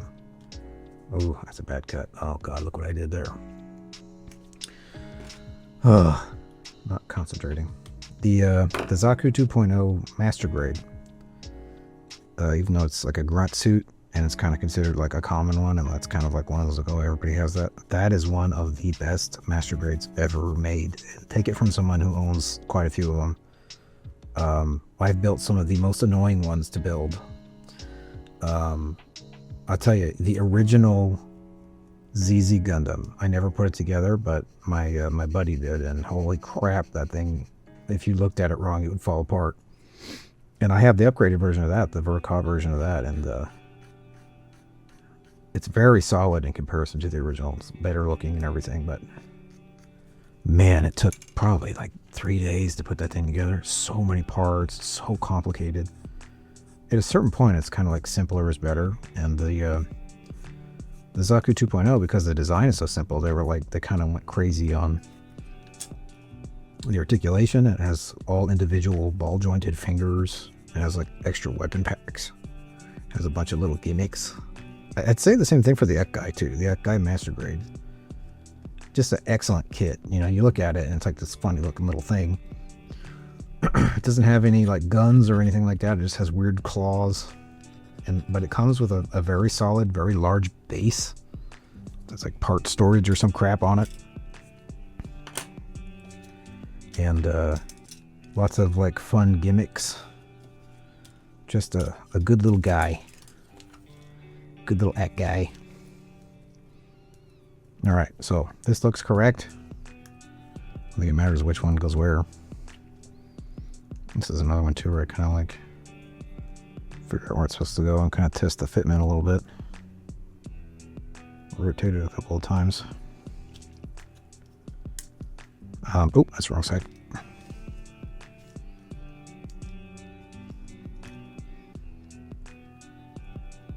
But you know, I'd say if you're going to start, even if you've done it before and you need to restart and you want to get all new tools or whatever, I'd say this is the bare minimum. Anything worse than that is not good.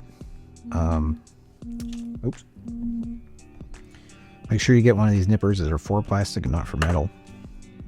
There's all kinds of different, you know, traits of different versions of these. The hard steel ones, how sharp they are, you know, the material they're made of.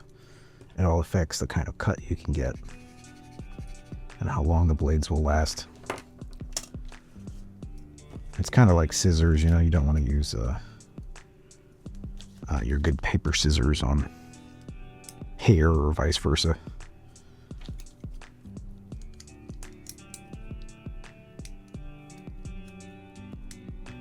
That's the way I think about it anyway, I mean. Okay. These two pieces done. Now we need to build the frames and the armor plates. So let's dig back into our Bs. So it looks like this one is going to get B6 and B5. I'm sure the other one's going to get B5 and B6.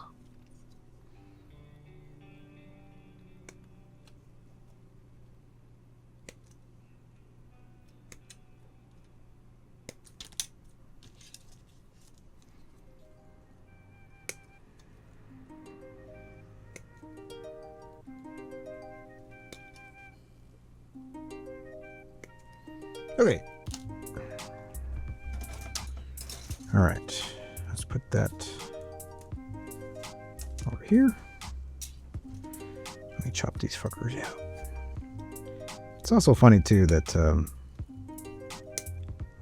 if memory serves, the ending of the original series takes place on Christmas, I think. Maybe it's New Year's. Gundam 0080 takes place around Christmas time.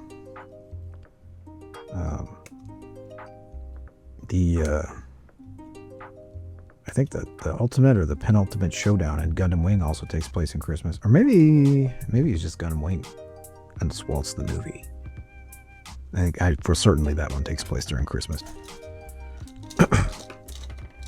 But I just have like a lot of memories being cooped up in the wintertime and building Gunpla, because this is usually what I asked for Christmas. What I spent my allowance money on when I would like mow the lawn or whatever. You know, until I got a car and a girlfriend. Then I had to like, I don't know, go to the Hannah Montana movie, but that's actually what's the other one? Lizzie McGuire. Yeah. Was it the Lizzie McGuire movie? It was one of those. It was with that same girl. What's her name? Trying to buy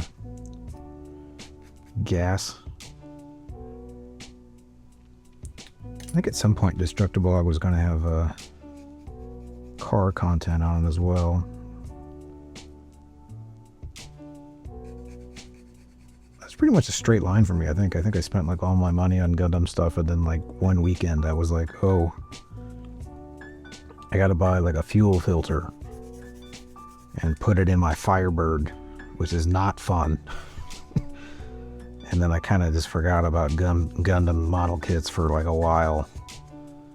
Then my buddy actually went to Japan and brought me back the master grade Goof Custom from Gundam the 8th Mobile Suit Team, and that kind of got me back into it for a while. Didn't really get back into it again until college, I guess. I don't know. That might be typical for a lot of you nerds who do this kind of stuff. You kind of lose interest in your hobby for a while, and you're going to do like life stuff, and then when you want to kind of, you know, for example, hang out on Christmas break in your house and not do anything, this is something that you can do. I know that I got a big queue of work that I got to work on, and 2 days. So try to spend my time relaxing, doing cool Gundam-y things while I can. Look at that. That is beautiful. That's a happy little wing binder. Wing shield. Happy little wing shield. Alright, let's put the other one together. Let's flip it around this way. Okay, set the top and the bottom. But yeah, I think I never finished telling a story about this kit, the original one. Found it in the Evansville Comic Quest. Bought it with my allowance, brought it home. Kind of a jingly jangly little kit. Very fascinated by it because it was a oh, it's a little more stubborn. It was not from at the time. I think the only Gundam video game was Gundam Battle Assault. So in the West, I mean, it wasn't from a video game that I knew about. It wasn't from a manga that I knew about. It wasn't from an anime. So I had no idea what it was from. I was vaguely aware that they were MSVs because they would show up in the shop sometimes. Just assumed it was one of those, and then it was like, oh, there's a whole fictional history behind it and all this other stuff. And I was like, what? It's kind of confusing to be a Gundam fan in America in the early 2000s because it's like, what's this? What is it from? You have to go online to, like, I don't know, what was it back then? There was the Gundam store and more. Wikipedia wasn't around yet, so I don't even know. There was what was the Gundam website called? It was like the official Gundam website. I forgot. It was like Bandai official Gundam. It wasn't Gundam.com. I don't remember anymore. All I remember is that website got taken down at one point, and all that mechanical drawings and all the little backstory stuff was oops. That's exactly what I was worried about. All the little background history and stuff like that was pulled down with it. And I think they actually had mistranslations and stuff on there too. So it's kind of fun back in the day. There were so many like mistranslations and like mistakes and everything, and it was always confusing. Like, what was the name of this thing and what series was it from? Was it from the anime or the manga, or what the hell is this? In a way, that's kind of fun. It's kind of adorable to think about, because now it's like we have all the information. You can just the idea that these have English in them already. You know, sometimes you build some of these older kits and have weird, complicated instructions. And if memory serves, this one was very difficult to put together. Maybe it was this one. Might have been another one. But anyway, now you can just like hold your phone up and translate it.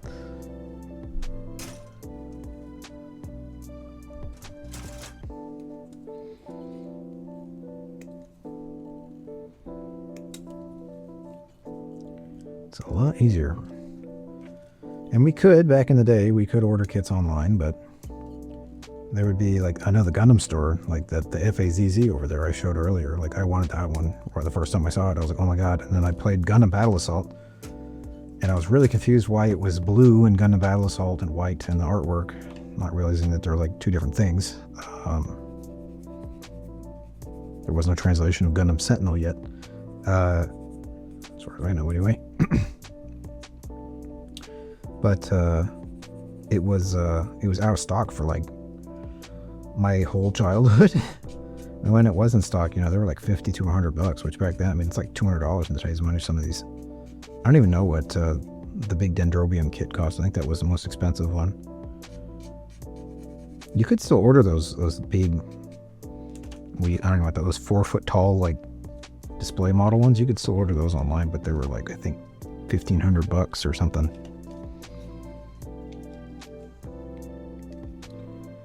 Okay, so we put this cylinder down here, and it says to orient the whole left. And then the little hooky guy should be out here. Okay, there we go. That's pretty good. That looks like that's going to be annoying to deal with later, because it rotates on 2 axes. This also has like the little holes inside. It makes it easier to twist into different positions. Okay. Oh, a little hanger right there.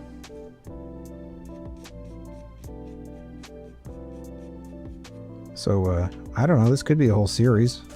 I mean, I'm sure no one will watch this, but I kind of am enjoying this, just chatting about it and putting stuff together, even though it sounds like my Well, it feels like my throat's starting to give out. It is a weird, rapidly changing weather here.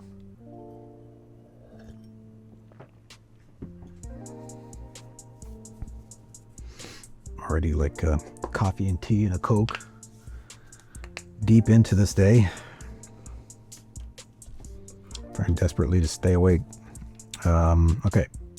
So C111. Oh yeah, that guy right there.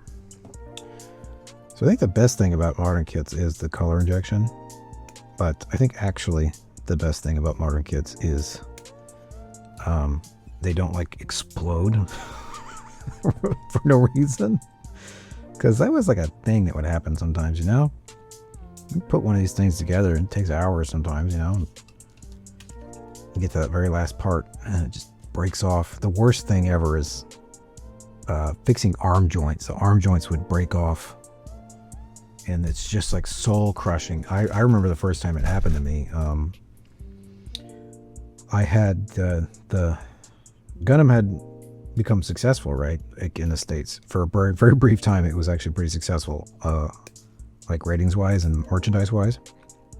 So they started to sell the model kits in like Walmart and stuff. I bought my little kit. By the time, I think my memory is Endless Waltz actually did come out around the holidays. That's my memory. I taped it on VHS. I could check the recording. I actually have the recording somewhere backed up on my computer. It has the date on it. But when the Endless Waltz kits came out, man, those were at the Toys R Us, and that was like wild. It was just wild walking in there and seeing big stacks of Gundam stuff, because to us it was like, you know, we would watch it and we loved it, but we'd go to school and ask the other kids about it and they're like, what are you talking about? Nobody at the school was watching it. Nobody knew what the hell we were talking about.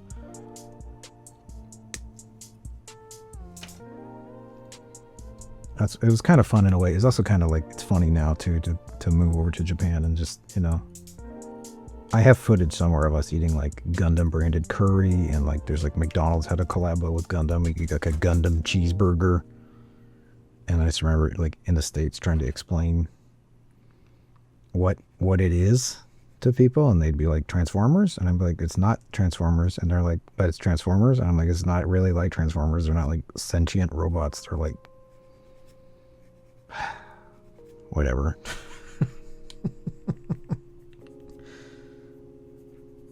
But it was just a moment of like, oh, the thing I thought was not popular is popular. Cool. It's just that I live in a small town where no one gives a shit about anything that I like. And those kits were hot, man. Those are so cool. The Death Side Hell custom high grade. I got it in Toys R Us. And I think, to my memory, you could only find the Endless Waltz high grade kits at Toys R Us, because I couldn't find them at any other shop. I had to drive like really far away to the closest Toys R Us to find them. Saved up my money, got my high grade Wing Gundam. Was it Wing Zero? I think it's Wing Zero Gundam Custom, but it says Wing Gundam Zero Custom.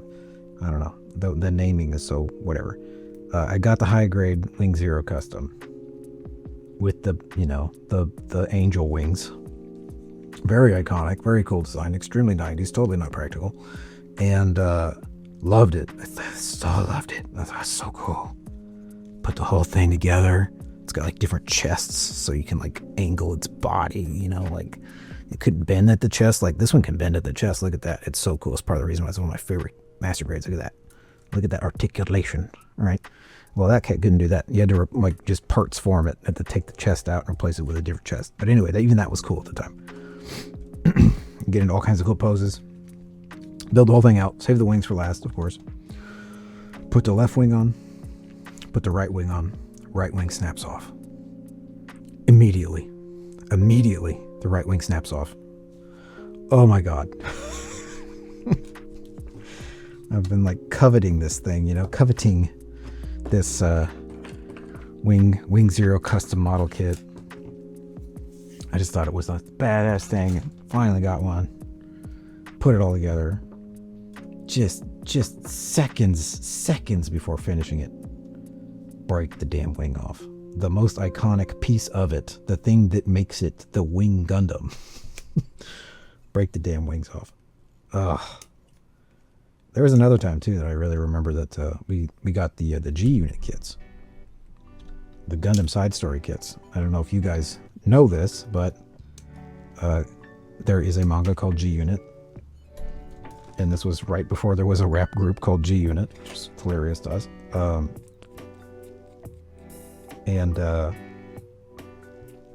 It's a completely different story. If you played Gundam Battle Assault, the Psycho Gundam Mark III is from it. And there was a Western English translated release, manga style, black and white, and there was also a full color, full size comic book edition, which I found on the internet somewhere and gifted my old friend. Don't remember the color, I don't remember what the difference is. I think the story's the same. But anyway, those kits came out. And the Hydra Gundam is the final boss of Gundam Battle Assault, which was at the time the only Gundam game in America. I think, to my memory. I bought that game. I got it like right after Christmas, I think. I think I had like a late Christmas that year for some reason. I don't remember why. And I remember it was we had a New Year's party at my dad's house. And had the original PlayStation hooked up to our absolutely ancient, like 1984 wooden Zenith television. And we were playing that game, and much to our surprise, at the local hobby shop, same hobby shop that we bought all the other cool Gundam stuff, what do we see but the Hydra Gundam on the shelf? It's real. There's a kit. Holy shit. My buddy buys it. We're like riding around in the car. Maybe the next week he has it like with him. And I think he's finishing it. I don't remember anymore. We just had it in a box with other kits in the car while we were driving around to the probably the same hobby shop, come to think of it, to buy more shit. Because we just bought these things like every week. We just blow our fucking allowance on it every week. So he hands it to me, and I never get to see the thing complete before it's the first time I ever see it. And it's got this really complicated arm system where like the shoulders detach and they have like little dragon heads and shit. I literally hold it in my hand like this, and I turn the arm like this. Just that much effort, and then the arm just breaks off in my hand. So I broke my friend's Hydra Gundam, and I felt extremely bad, and I just handed him whatever money was in my pocket, which is probably not much money. It's probably like $5. And then I think years later he was able to get another one, if memory serves. I don't remember. I found one on eBay. I could never find one myself. I think they actually did reissue some of those kits 10 or 15 years ago. They redesigned them into high grades now, but I was just like back then when it was like a desert, snapping parts off, you know. You never know if you're going to see one of those again, because they were all imports in hobby shops. And if you couldn't find a listing for them for sale online, you just literally couldn't get them.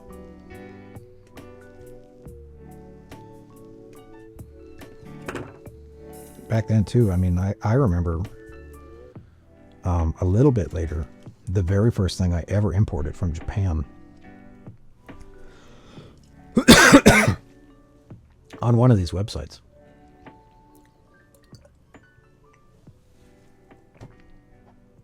Hold on. Look at my emergency backup water supply here. My Terminator mug.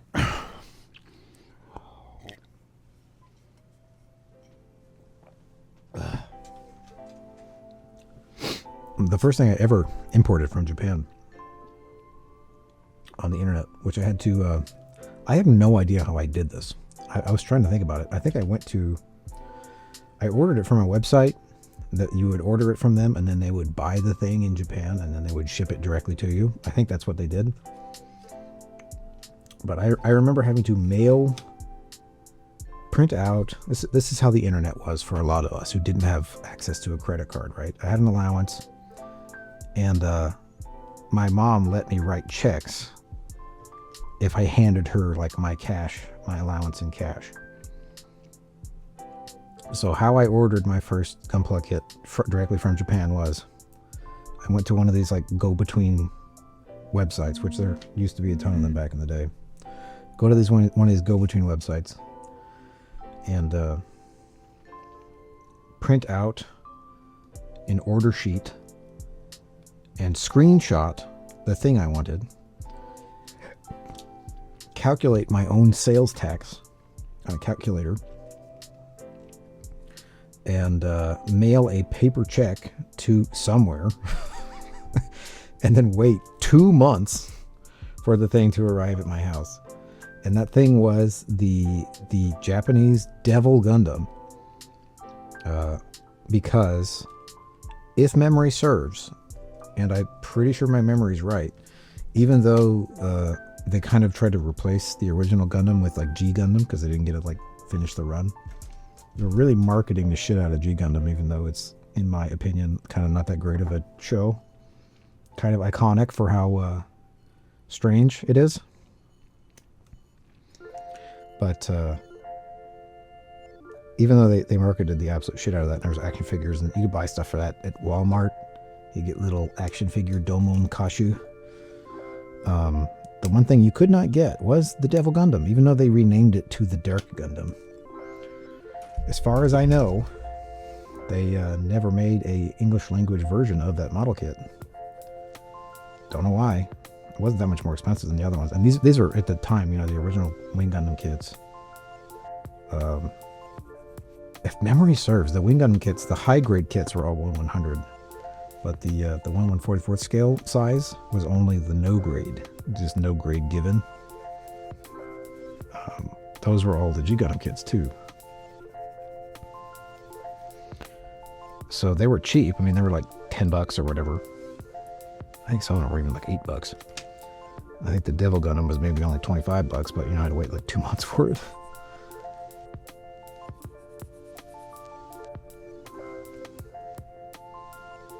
For some reason, they never released that one in the US. They also did the weird thing where, like, I can't remember that show, but they had like a super mode that they would turn gold. Like their weird little superpower mode or whatever. And they sold like gold versions of some of the kits, but they never sold the damn Devil Gundam, the Dark Gundam. I don't think they ever sold I think the DG Army never was a kit until recently, right? There's a high grade modern version of that. That's another thing that's always annoyed me too, is they never have the villain grunt suits. Back in the early 2000s, all those 90s kits, there wasn't a damn one. We're looking for, like, you know, we're so excited when we get the kits start coming out. We're like, when can we get like a Space Leo and all? No. You get Toggies 2, Toggies 3, then you get Mercurius, V8. And then you don't, for whatever reason, even though it's the main plot of Gundam Wing, it's like the last like third of the show, the mobile dolls, the Taurus, no kit, and what are they called? The Virgos. The Virgos were like a big part of the plot. That's like the super powered one that combined the Mercurius and the V8 together with the mobile doll technology. They're completely autonomous. It's like a cool, you know. Now, you could get the limited models, the LM edition ones. I bought one of those for Gundam X one time. It was at like an EB Games before it was GameStop. And I was like, cool, a rare limited model. Can't wait. Holy crap. No articulation. They're just 4 pieces you glue together, and there's no color separation. You have to paint everything. Limited models suck. Alright. Yo. Still waiting for that. Master grade Virgo. One day. That's a lot of stickers. Alright. So we did these two together. So these are done. The shield wings. I think the way this goes is you're going to build it into the Wave Rider mode first. So I'm just going to unfold these. These look pretty good, you know. There's no paint or anything on these yet. They look pretty good. I love the color, the like light blue, translucent, it's like phthalo blue color that they chose. I think that's the same color as ZZ Gundam. Same color scheme, at least. Crimson red and phthalo blue. Phthalo blue. I went to arts college. Alright, so Vulcan cannon. Wait, this is a Vulcan cannon? I thought this was like a laser gun. That's a little disappointing. Anyway. Okay. Do we have any A parts? I'm just gonna go by what it says. I kind of felt like we were basically done, but look at all that.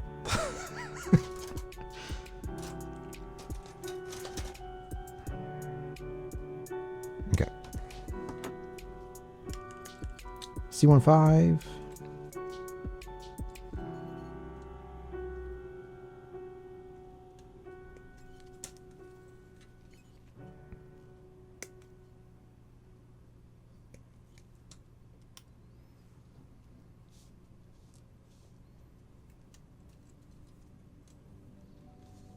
C15, C14.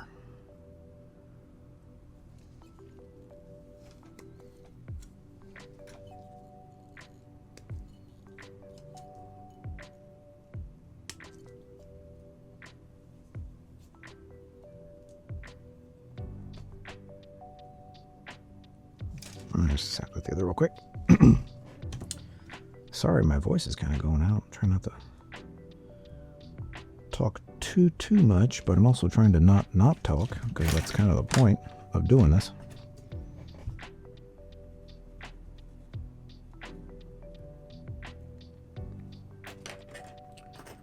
I gotta say, I think that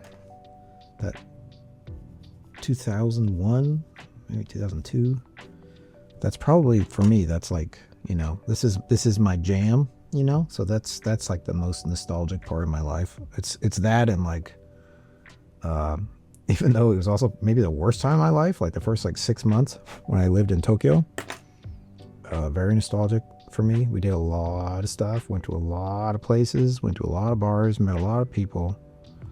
I also was like flat broke and super stressed out all the time. You know, don't try to like be an immigrant when you're like 27 or 30. You know, moving to a foreign country when you're like 30 is kind of hard. Yeah. Anyway, playing the Gundam games on PS2. We were in Boy Scouts. We were like, I was just talking to my buddies the other day about, like, you know, this kit in particular, I brought to like Boy Scout awards ceremony, because I knew it would be long and boring and people would talk a lot. And I was like happily just sitting there snapping this thing together while I was supposed to be listening to somebody that's doing something. I don't even remember what it was supposed to be anymore. I just remember going into the local community center, sitting in one of those metal chairs, and the original box sitting in front of me, and trying to snap this thing together. I think even then that might have been the time somebody asked me if that was a transformer, and I tried to explain what it was, and it was unsuccessful.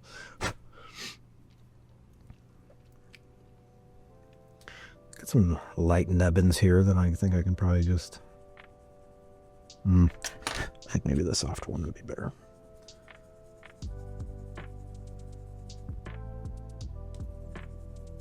Not too worried about sanding marks here, but it's fine. But yeah, you know, Boy Scouts, we would bring these things on camping trips and stuff too sometimes. And the trouble then, you know, what if you drop a part and a squirrel eats it? It's gone. We lost parts of people's cars, and we lost figures and weapons and all kinds of crap, you know. I was really scared about that stuff, though. I was trying really hard not to do that, but, you know, sometimes it's like, I mean, for a while there, it really was like, you know, that time period when you're like, I was 11, 12, 13, that was very stressful.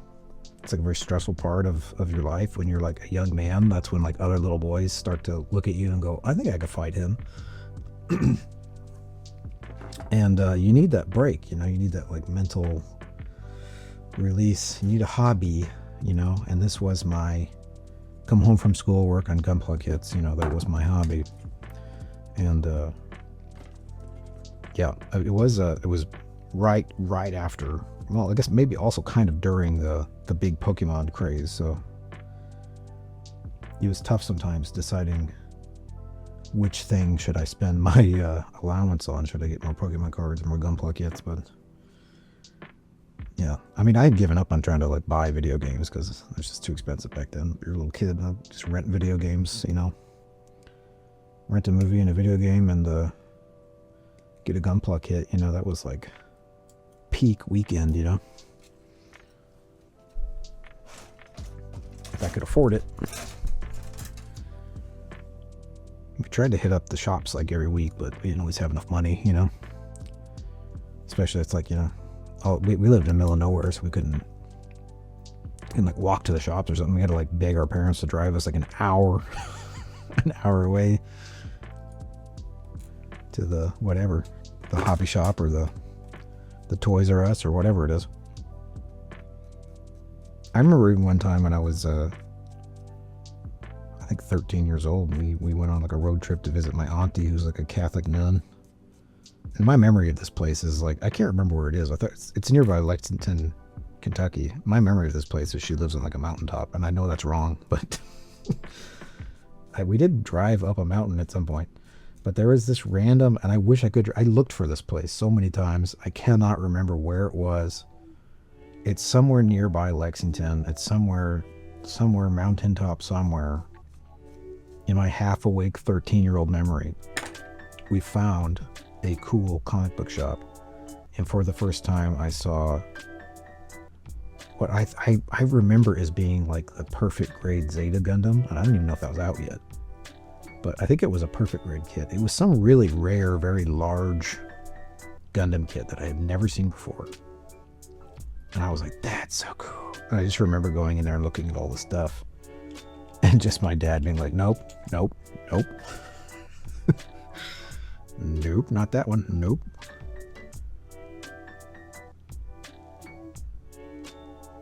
I ended up sleeping at the nunnery. I'm going to add a little bit of Mr. Cement to this because I can see light through it.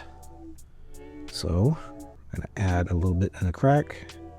Brush over where my mark line is there, where my stress line is, where I cut it. So mark a little bit over there and then push.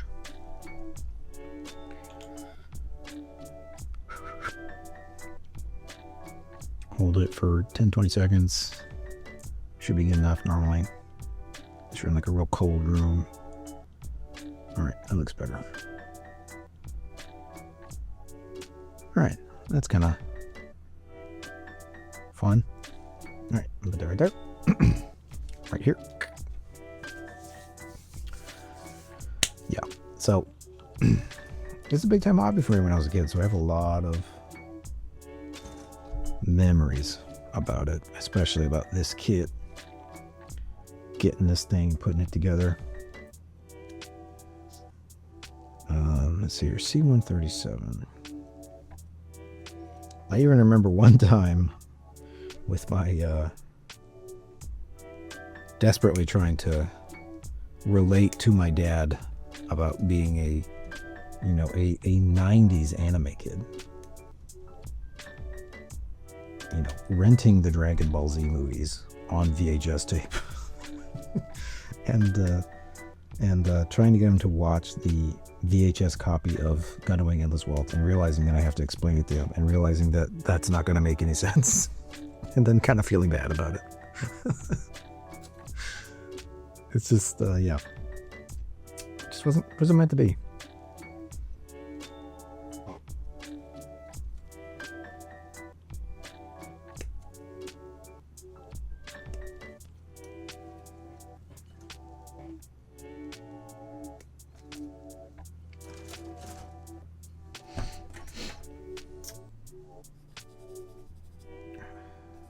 My Boy Scout master, who funnily enough wrote a book recently, our Boy Scout troop would have this thing. I guess it was kind of a secret, but we would do this. We would do this thing at the end of the year, like it was an excuse for our parents to hang out and drink beer and try to be like, the kids can kind of parent themselves for a few hours. We would all get hotel rooms. We would get, this was in the days of PlayStation 2 and an Xbox and early Halo. We brought our PlayStation 2s into a hotel room. We would get adjoined rooms. We'd unhook the televisions from the wall and put 2 TVs together, and then we played the Gundam Journey to Jabro game on PS2, and then later on in the Halo days, we would try to steal as many TVs as we could from other hotel rooms and stick them all together in one room and convert that room into the game room. And just a bunch of stinky boys playing video games. And we had like, you know, Pokemon cards, and we'd play Pokemon cards, and we had Gundam kits all over the floor. It was a very good time to be like a dorky little boy.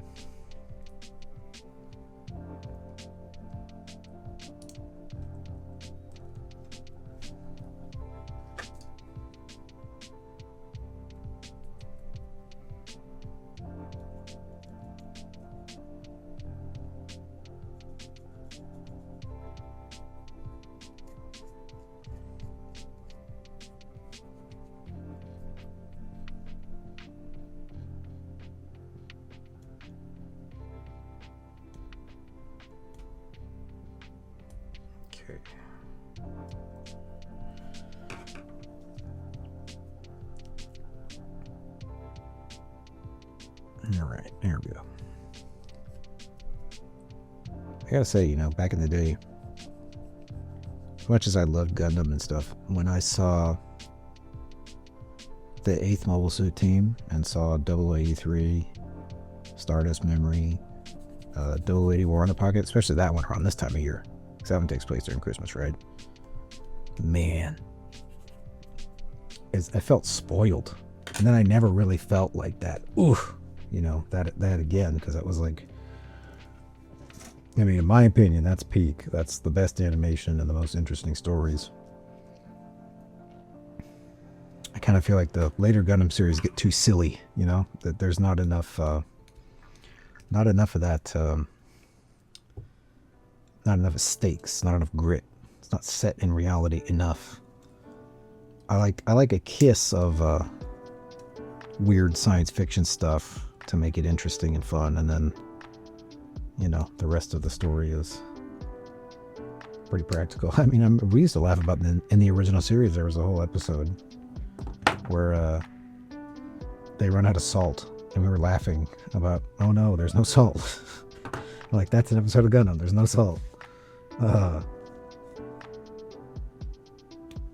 But you know, that's fair. That's fair. They're on a battleship. They run out of rations. They run out of food. They run out of drink. They run out of salt. That's important. They run out of fuel. Run out of ammo. That's kind of fun.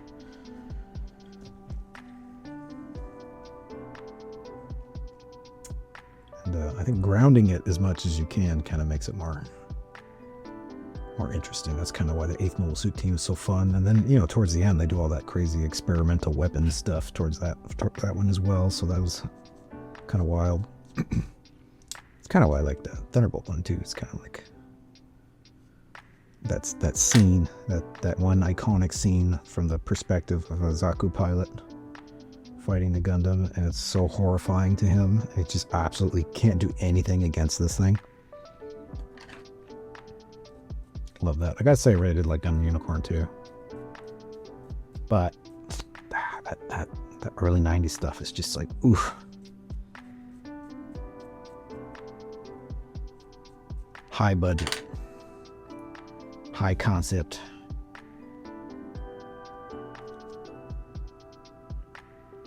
Okay. All right.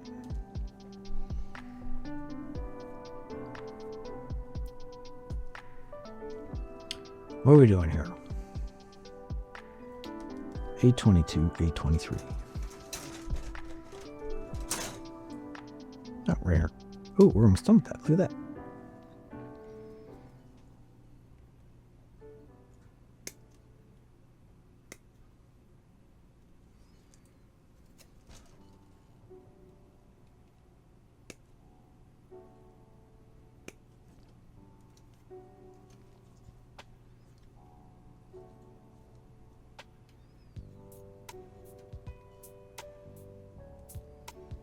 from you. Oh, come on.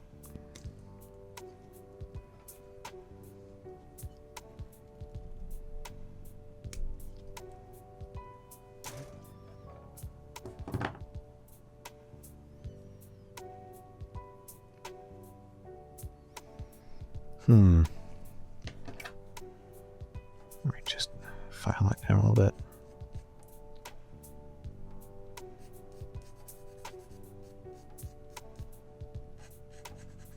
So I'm living in the timeline where G-Quacks just came out, and there's been quite a few more Gundam films and stuff that's come out, and I kind of just let them pass by because I don't know what it is. It's like the Gundam movies just, I don't know, they never really hit it for me. I like the limited series a lot, but they never stick the landing, you know? I just feel like even if I like the movie, the ending's bad, or there just isn't one, like the movie just stops happening. It's like it's going somewhere really interesting, and then suddenly you see credits appear, and you're like, what? So I kind of skipped a lot of them. I'll eventually watch them. I've seen everything. I've seen all the Gundam stuff. The only series I haven't seen is well, I didn't finish the Witch from Mercury, but that was just because I was busy at the time. And Age. I watched 10 episodes of Gundam Age and got bored. I stopped watching it, and I to this day remember literally nothing at all about it. But I believe I've seen everything else. I think maybe I didn't see Gundam Igloo Season 2 because I was trying to keep up with that as it was coming out, like way back when, and kind of forgot about it for like 20 years.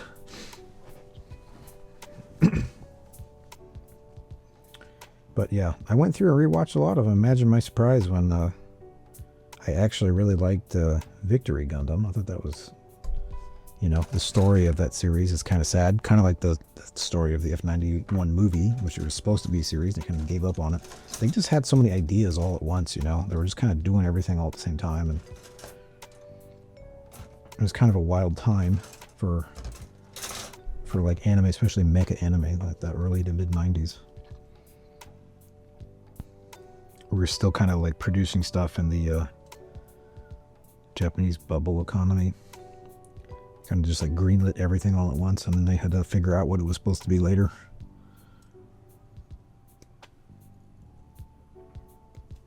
Kind of got that sense too. I read that Alex and Neil book about the development of the first, I guess it was just the first three, maybe the first four Resident Evil video games. The first four games? I forget already. That's really fascinating. Just all the projects that they just all greenlit, and then they get part of the way through something, and then they kind of cancel it, but then they kind of uncancel it, and they kind of change what the project is halfway through, or kind of seemed like that same thing was going on with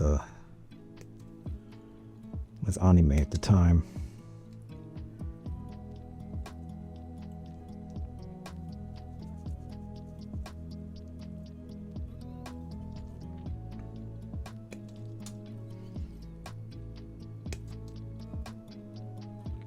I am really grateful too that since I moved over here, I was able to go to the old Gundam front and eat at the Gundam cafe and do all that kind of stuff. Did not get to go to the Gundam Expo, but I did get to see the Yokohama thing before they took it down. Got a whole video shot for that I haven't finished editing yet. It's like 50 projects ago already. I remember I recorded that. It was 2020, wasn't it? I don't remember anymore. I have like a fully edited video of that. Which one went maybe?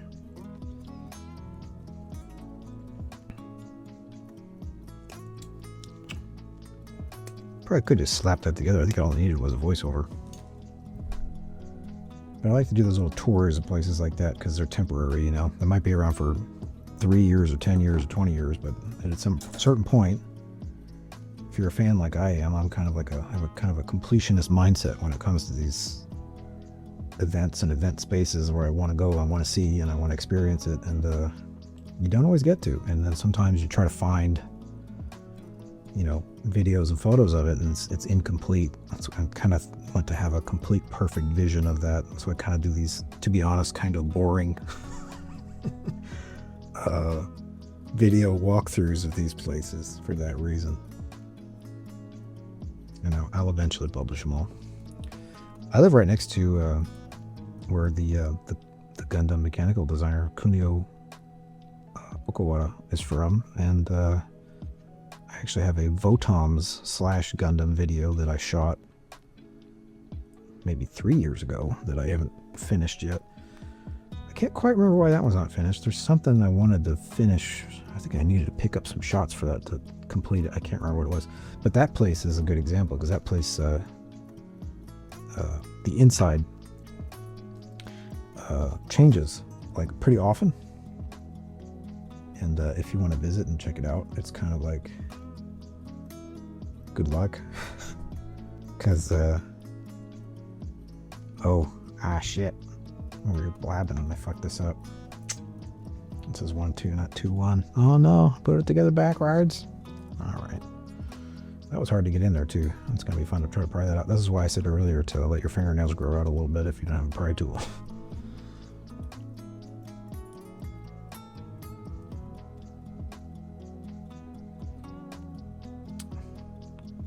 So the temptation here is to use the X-Acto blade to pry these out. And I have done that, and I might do that. It's pretty tight. But, you know, obviously they're using a sharp metal tool on this might cause more damage than good. However, I do like to use the dull blades, so maybe it's fine. Man, can't believe I was yapping about that. Forgot about that. Directions said. I should have looked at the damn directions. Anyway, yeah, I'm Gundam Cafe. It's kind of sad that they closed all those. I think ironically, the Yokohama one was supposed to just be the satellite, and it was supposed to be like temporary for 1 year. I think that one ended up being the last one they closed. But the whole closure of that stuff, I mean, I don't know if you were following that. You know, if you want to come to Japan and see go through the Gundam pilgrimage, go to Akihabara and go to the Gundam Cafe and stuff like that. That's what I did way back in 2015. I just went to all the Googled like Gundam things to do, and I did all of them.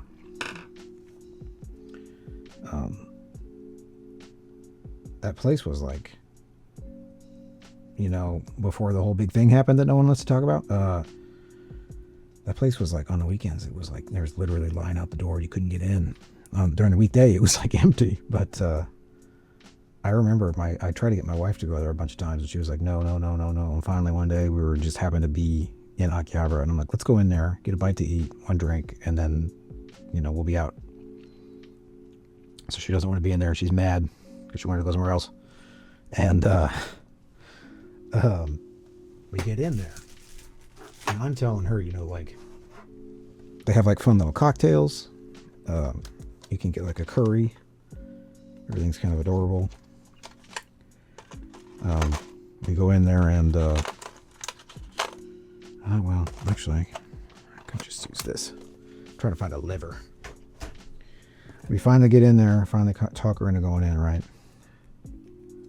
And they're like, sorry, we're out of we have no vodka, we don't have any curry, and we're out of hamburger.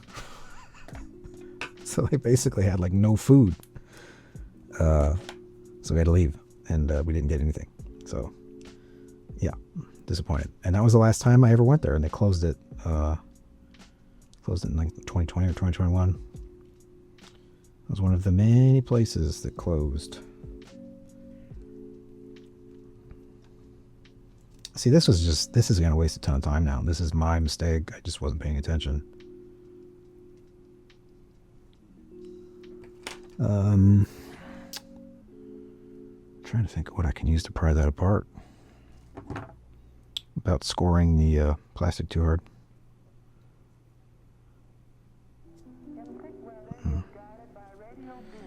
I have before, you know, you dunked it in ice water, hair dryer, all those tips. Tried all those before, and nothing works quite as good as getting something long and flat and just kind of peeling at it. I had one of those flat chisel type X-Acto blades, and I put it in a grinder and ground the edge off, so it was basically like not sharp at all. And that worked really well for this kind of application. If I put that in like a grinder and filed that down, that would be perfect, but of course I don't have one of those.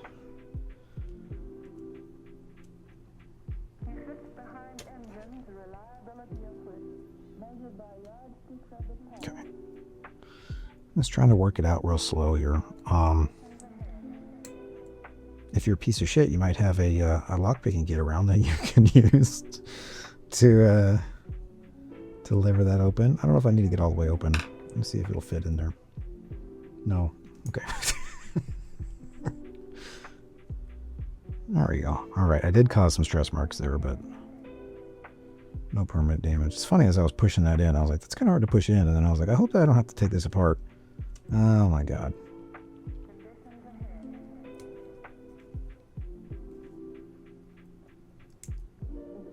Okay. Alright, nothing broken, nothing's too bad. Okay, so you're supposed to do this. No. Yes. Wait, what's this peg for? Is that just for stabilizing it?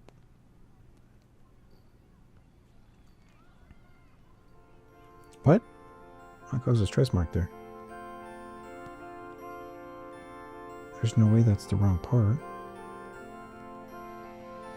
Why did that stress that?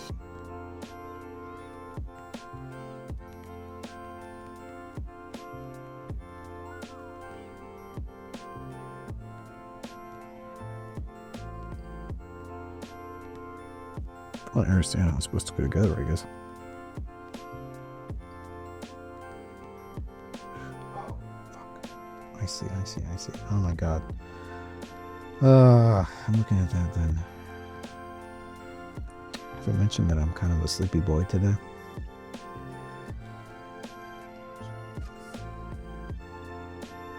Had a real busy month. Getting a little fatigued here, to be honest.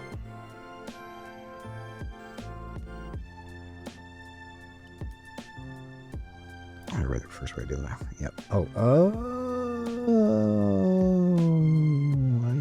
I see. It goes like that. I don't know why I can't look at this drawing and understand what it's telling me. It's not that complicated. But that is hard to assemble, so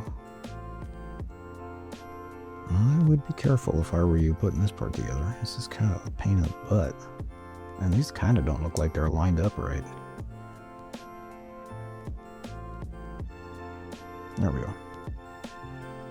This took a little bit of wiggling, like a lot of things do. There we go.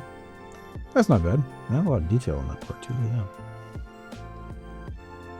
Cool. Okay, so put that in. The small peg goes there. Okay, I'm actually gonna just kiss that with the file there.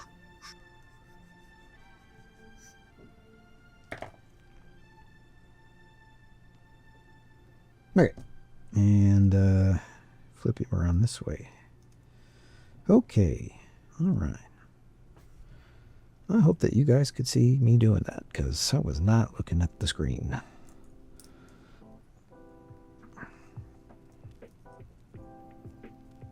There we go. All right. That's fine. Okay. There we go. Wow. I thought this was going to be really easy. This is, so far, it's taken me forever to put this together. I mean, part of it is me yapping, but it's a little bit embarrassing. It's fine.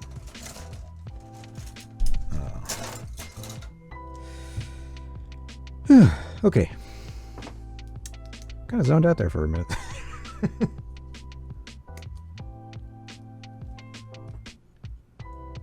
Oh, looks like it's kind of... Yeah, I got some more no cutties right there. Look at that. Be real careful there.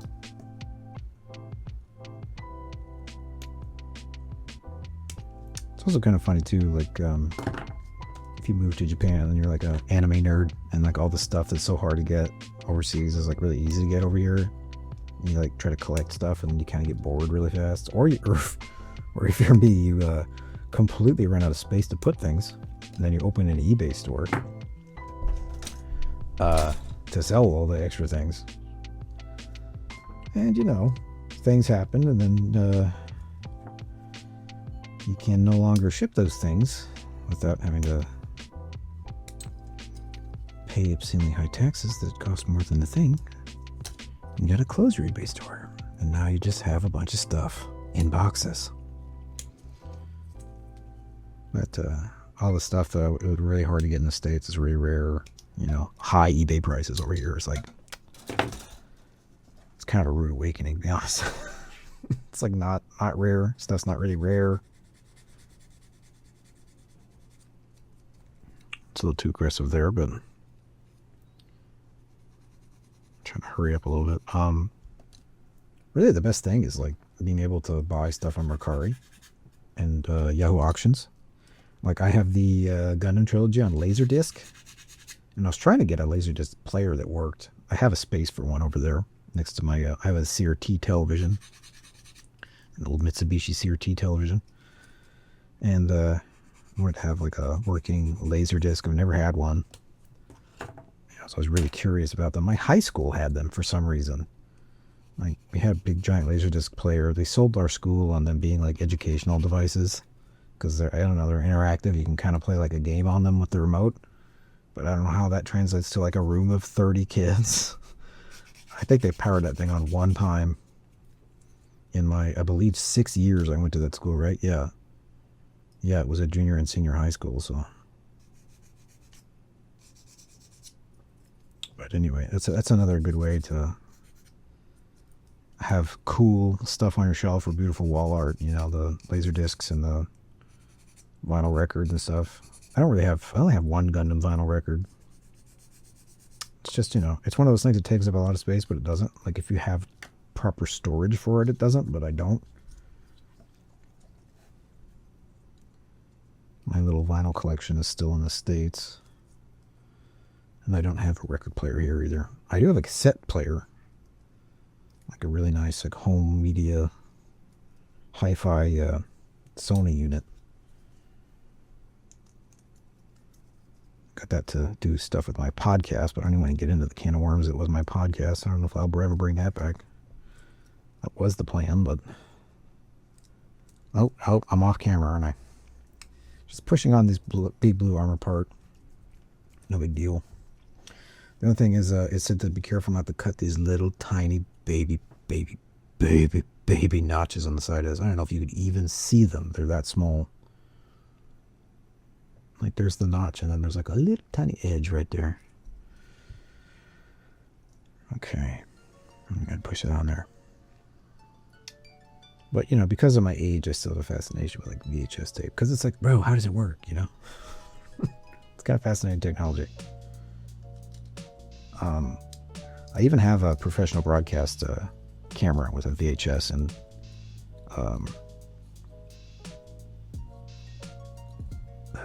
mini or a professional DV mini DV VTR recorder on it, but the neither of the VTRs work.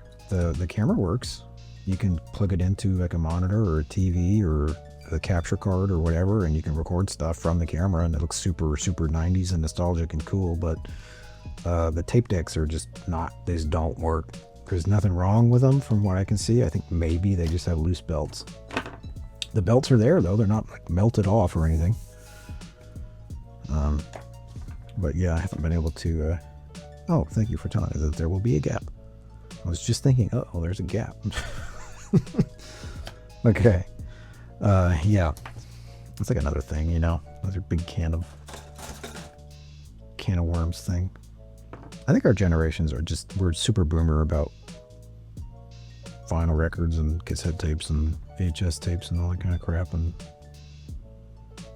I don't know, maybe that's fine. A lot of people are doing the minimalist thing and Kind of envious of those people because they don't have that weird urge to go out and buy a bunch of fucking laser discs.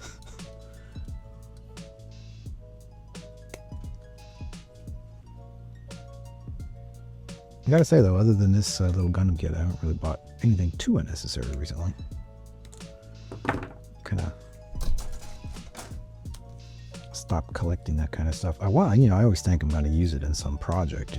I start making the thing, start making the project, then I kind of start thinking, is anybody gonna watch this?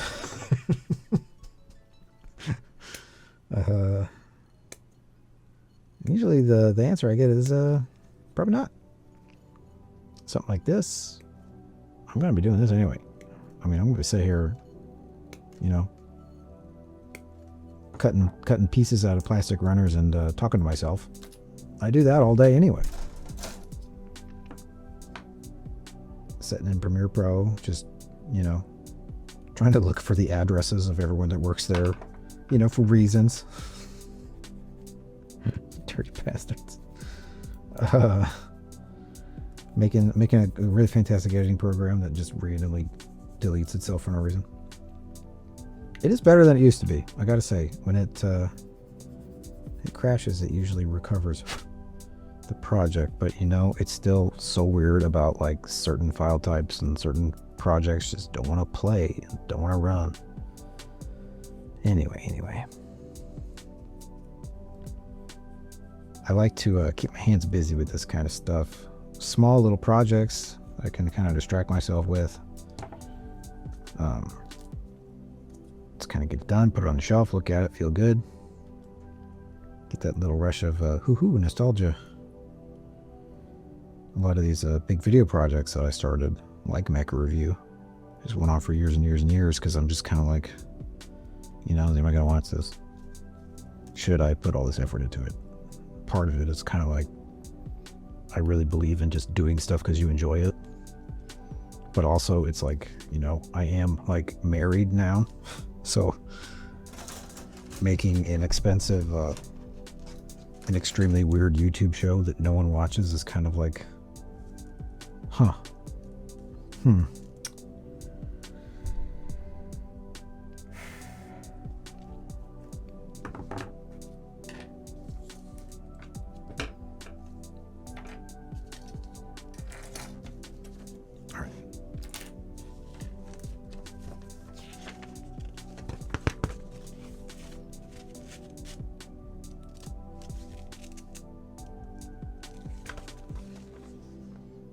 doesn't really say to cut this in half, right?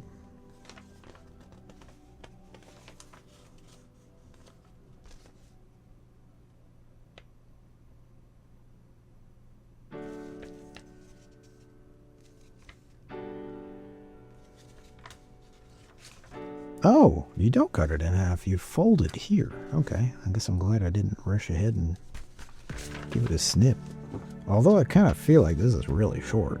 Maybe I should fucking cut it in half and glue the end down and move the other end somewhere else. That doesn't look like that's going to give me much movement in the legs,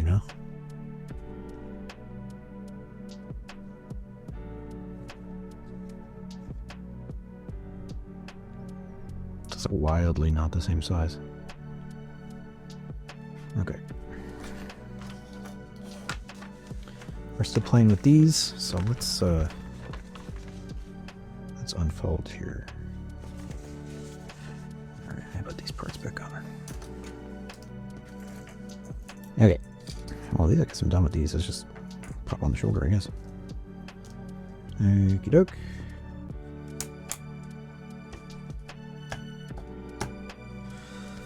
Okay, so it looks like I got to feed the wire through and then curve it.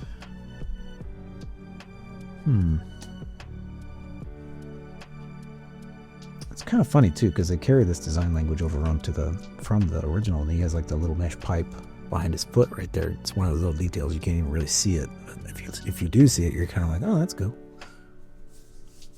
Isn't that the point of all this, is to look at it and go, oh, that's cool.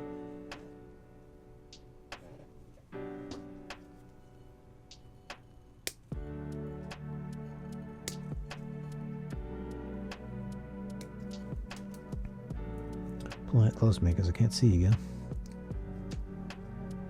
It really is a nightmare becoming an old man.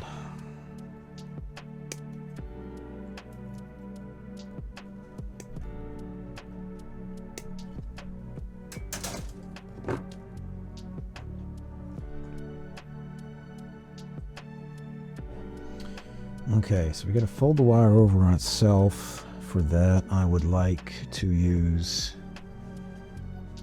I'd like to use my good tweezers, which I still have not bought a replacement pair for. So I will use these long boys instead. What am I hooking this thing? Am I not hooking it around anything?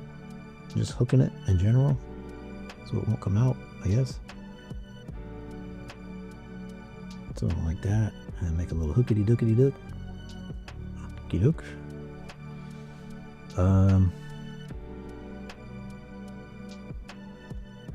So yeah, what orientation are we going to be in here?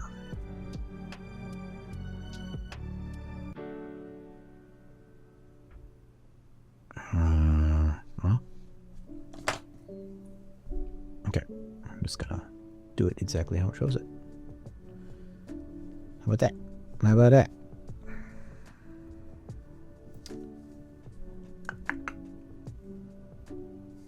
Is this going to be enough to keep it from going out?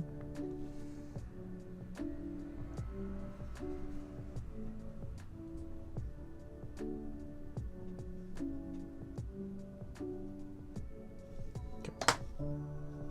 Let's feed that in there. It shows it kind of pulling it tight on there like that, so I don't know. Supposed to jam it in there, I guess.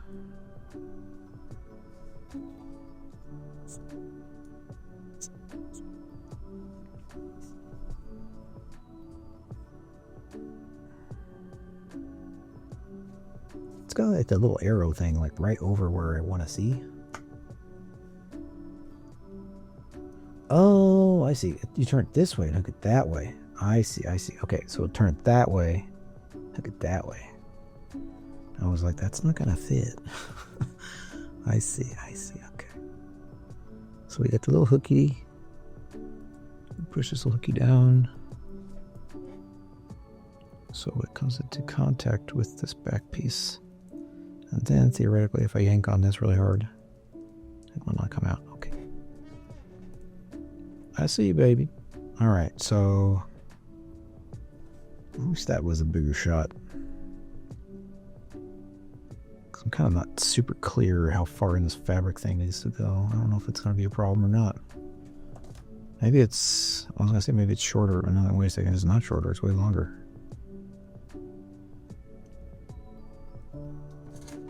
I'll use that to push it in. How about that? Okay. I have a feeling this is going to be annoying and kind of want to disassemble itself all the time. Okay. Oh, okay, it's got a little thing there to help hold it in place. But still, I kind of feel like that would hold it in there better than it's doing in an ideal world that we do not live in. Okay. Oh, that's well, kids, this is kind of annoying to do. I keep forgetting which way it goes to, because the orientation that it goes in makes me want to look at it from that way, but if I try to turn it that way, it would just fall out. Okay. I'm sure if I yanked on it hard enough it would come out, but just not gonna do that. Okay. Did I cut the right pieces? Did I cut A17? No? Oh, that's got the hole in it. Yeah. I see. Okay, so it pairs with a 17 and 16 is here. And I'll do the thing that I always do. Turn the thing. Okay. Oh, wrong one. This one.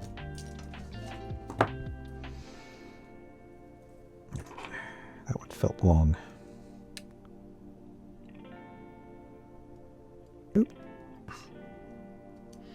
Yeesh. Be careful, Chris. Oh my goodness, look what I did there. Ah, I scored it. Ah, some bitch. I don't know if I'll see that or not. Will I see it? Kind of looks like maybe.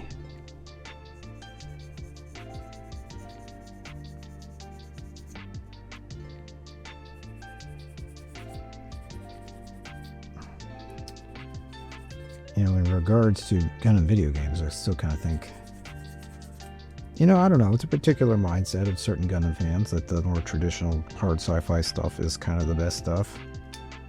I tend to agree. You know, some people are like, oh, from the very beginning, it's weird space magic. And it's like, yeah, but it wasn't like, I mean, okay. But I feel like when we lean into the weird space magic, the story kind of gets kind of dumb. You need just the right amount of it, and you need to also not explain it.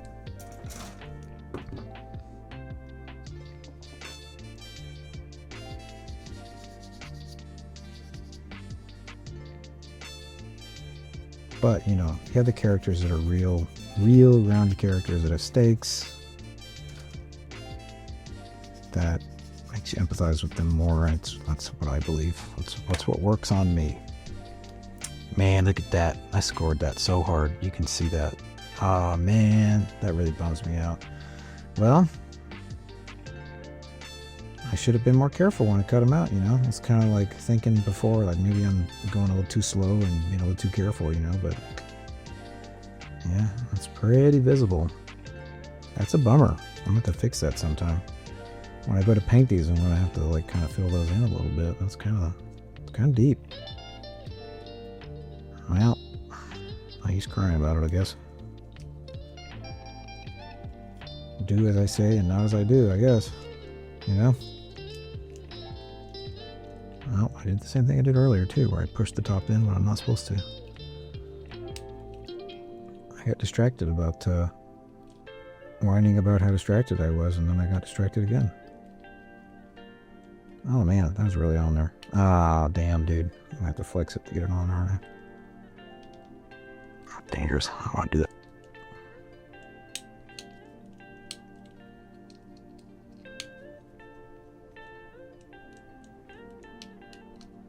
Okay. All right. Why don't you want to go home? Go to your home. There we go. There we go. There we go. All right. Now let's put that on there. Hey, look at that. All right. Now we just got to put on the little jet boosterinos. So it looks like 17, 17, 16, 16. Okay, so 17's on the outside, 16's on the inside. There's 3 17s. What? Oh, one goes on there. Okay. So 17, 17. Outside, outside, outside. Okay, they're all outside. That's easy to remember. Watch me forget. Oh. We're gonna have to cut these out. I hate cutting these out. I don't like it.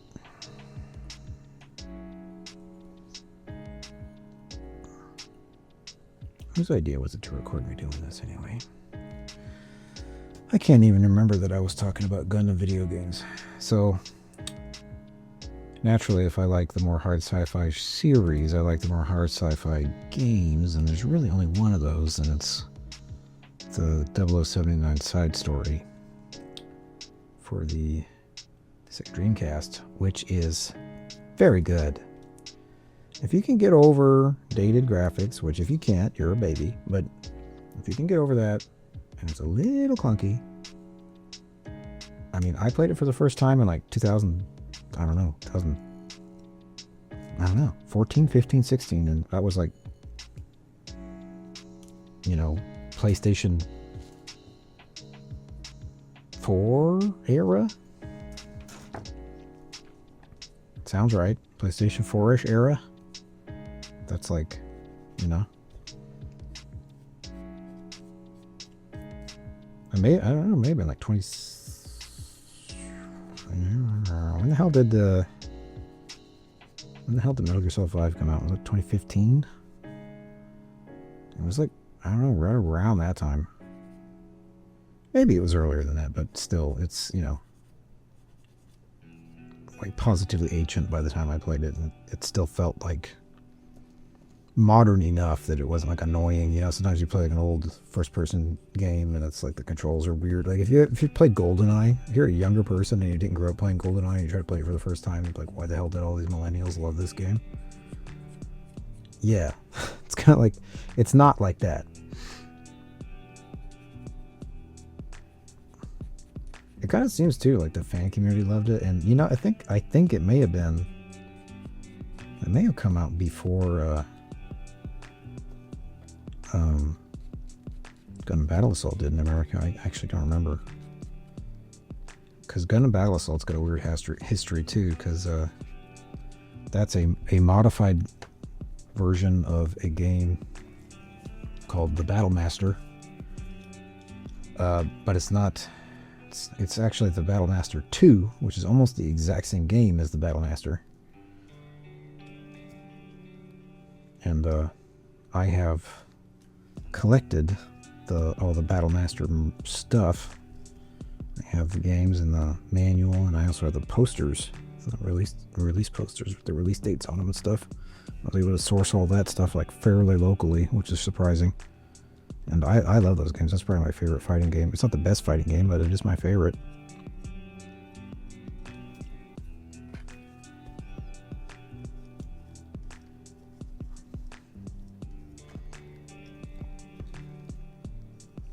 Just using that soft side on this. That 1500 to 3000 grit, whatever it is. I don't know where it is. Alright, so that is the completed leg booster. It's gonna be fun to connect these together. Whew. Okay. All right. So somehow I have to like push this down. Like I didn't exaggerate when I said it was like way more. Like that's under a lot of spring pressure right now because of that. Okay, so shove it through the hole.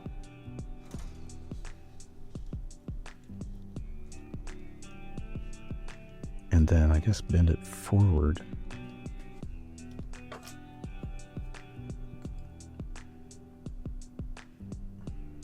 Maybe make that a little bit shorter than that one. Maybe I did the other one too long. Make a little eyelet for it. Kind of push it down in there. Ah! Go to your home! I got it in there wrong.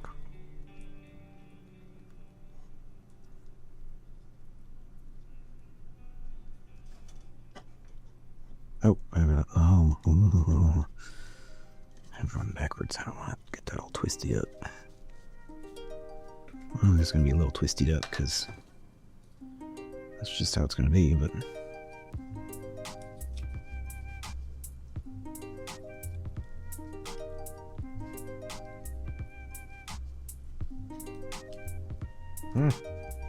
Ah. Ah.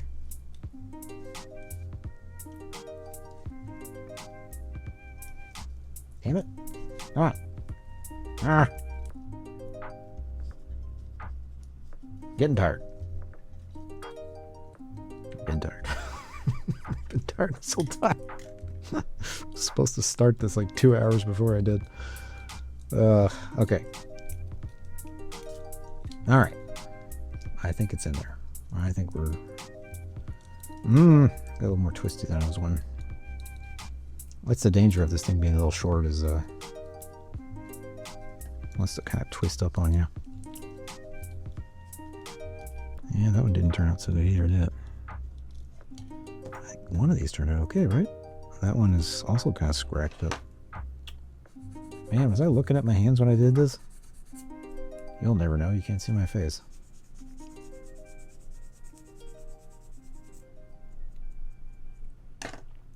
I feel like, you know, this is like a pretty easy stream setup, but I'm realizing now that like all this, just touch the camera, probably got grease all over it. All this area in the front is kind of just wasted, so you can just see how messy my desk is.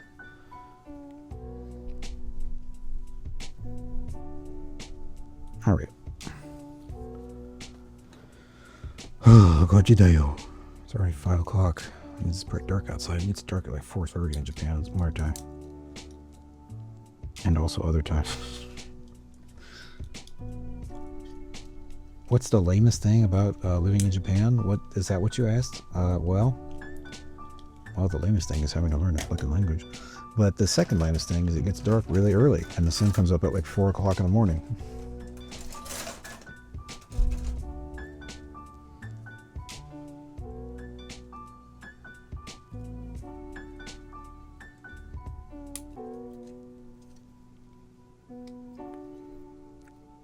There we go.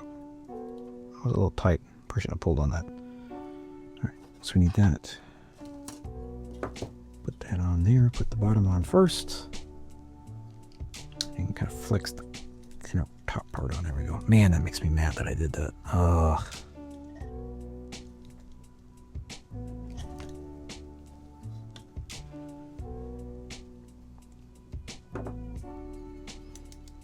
Okay. We're ready for this, right? Whew. I'm gonna put these on, put the blade on back, or put the blade on last. I'm still looking at, I'm looking at a lot of parts in there yet. I think there's a rear tail and like a fuel canister I gotta do yet.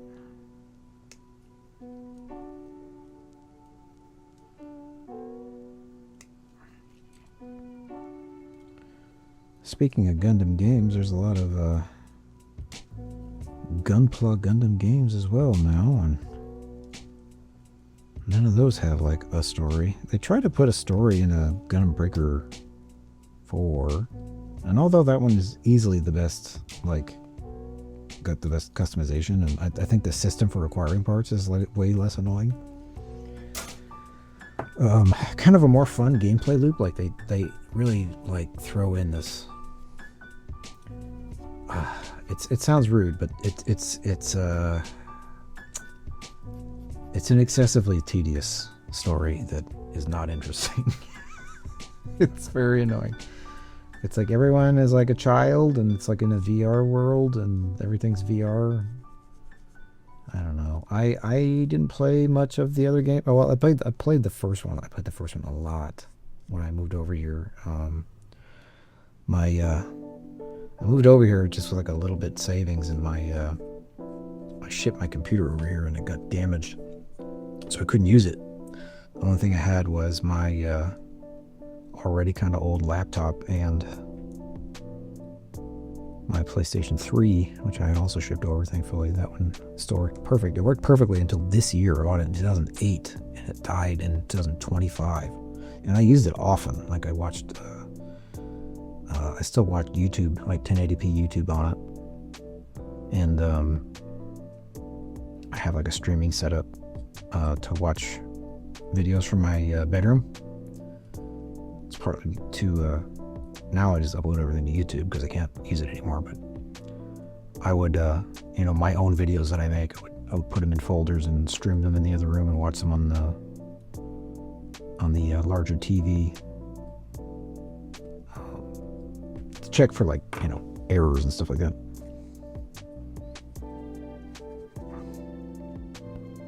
It's also pretty convenient to be able to stream like home movies and stuff from my office into the other room. And also, I have like a Blu-ray collection that I have like a fair bit of the Gundam stuff on Blu-ray. I also have like, all the Alien movies and stuff like that. I don't want to, oh God, we got them. I don't want to have to like, pay money for Disney Plus to watch movies that I already own. So I'm gonna have to figure that out.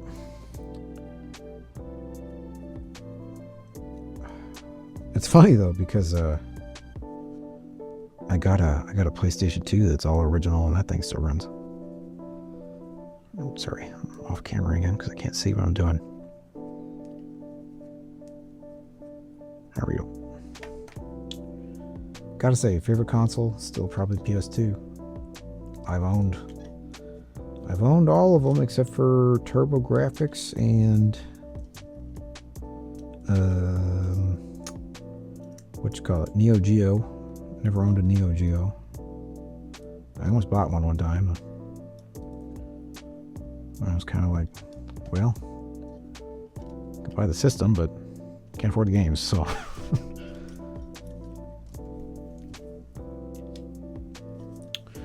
And there we are, look at that.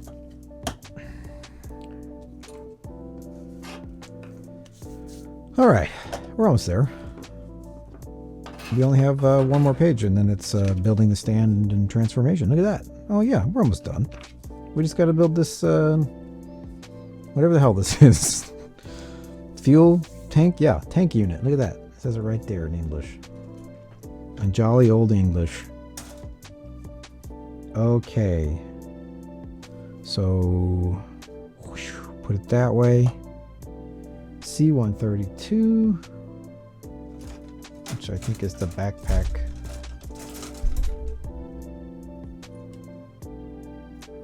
Not sure is what it looks like.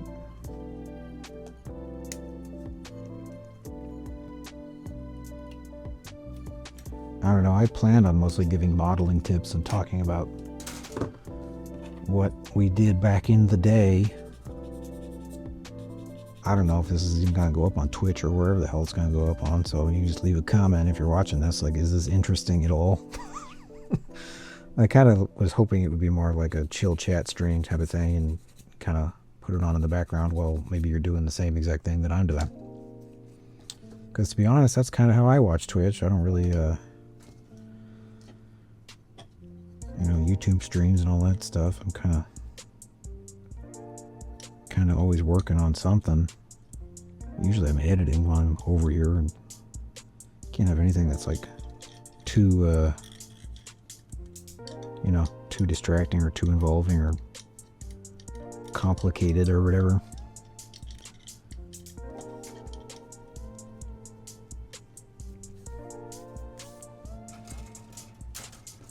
All right, C130 and C131, that's this.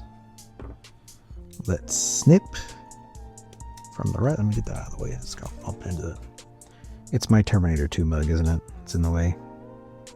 I just forgot which one I cut. I cut both of those, didn't I? Yes, I did.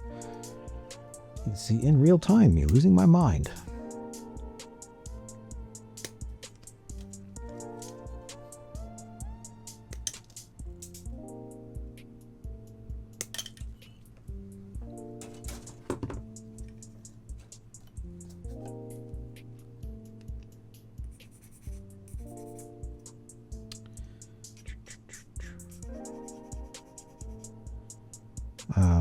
Some friends of friends have some kids that are into the Gunpla stuff now, and at the school, one of my ideas was to basically have a class that's like this, teaching, I don't know, I was going to probably start maybe from 10 years old, scale models and model building, and honestly, I wanted to teach like a kids color and design class type of thing.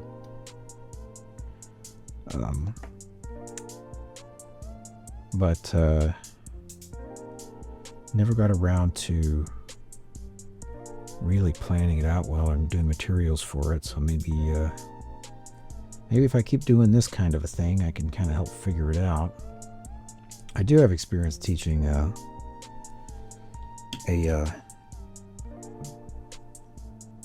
experience teaching like arts and foreign language class.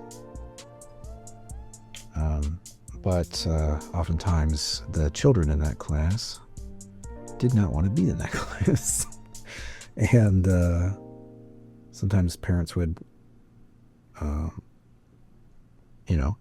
bring in kids that are like 6 or something, and they're like, I don't know, 5, 6 years old is a little young for.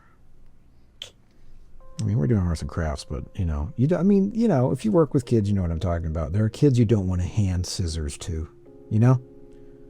and just using the cement here, by the way, because again, like I can see light between these parts, and it looks like they want to flex a little bit, This is a part of the backpack. I want to make sure that it's not gonna flex. Yeah. Anyway, yeah, I thought it would be a fun idea. A lot of the Japanese models are still only in Japanese, and how to put them together and stuff. A lot of the best tips and tricks are actually in Japanese, so I kind of thought it would be an interesting challenge for me to make materials on how to do it and to teach some of these boys. Because here's the thread of the idea, right? When I was like a dumb little boy, and I was like 11, 12, 13, learning how to like build stuff, like even if it's just this, like following directions, you know, by learning how to do this and look at the directions and look at my hands and put those two things together, I was able to, like, you know, help my dad in the shop. I mentioned earlier, like putting a fuel filter in a Firebird, and, you know, I'm not trying to teach the kids to be like engineers or whatever. It's just learning simple life skills early on by doing something that's actually pretty fun. You know, you have to really trick them into learning useful skills. But I see a lot of the kids, quite a few students have come through over the years that are around that age, and man, it's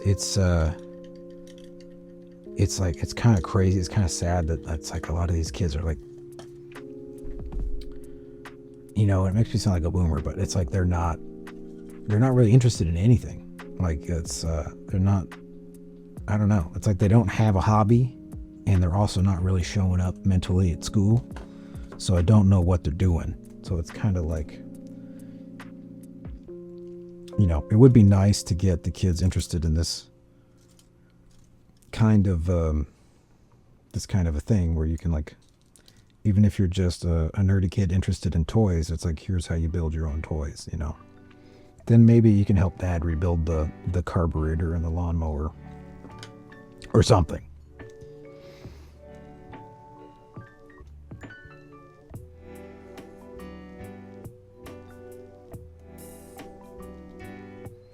That's what got me into it anyway, because I wasn't really interested in cars and stuff like that when I was a kid. I was interested in toys.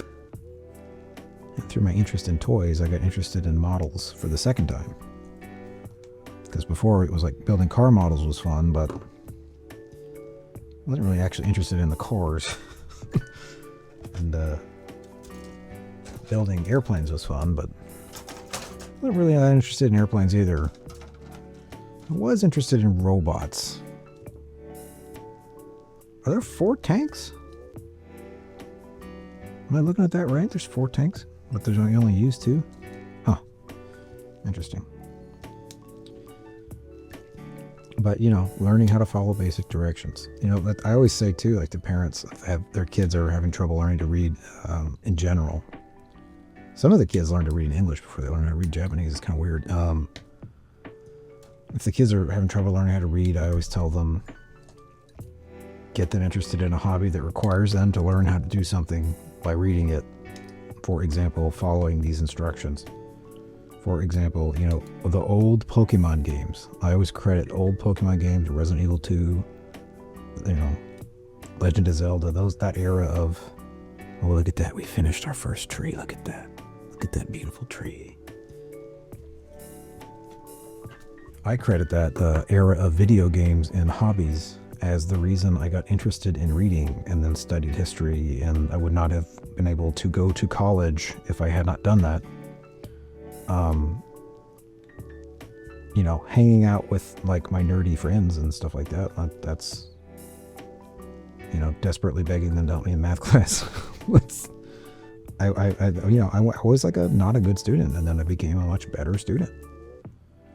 I went from, like, I don't know, getting like D's and stuff to getting, I don't remember if I got straight A's, but it was mostly A's.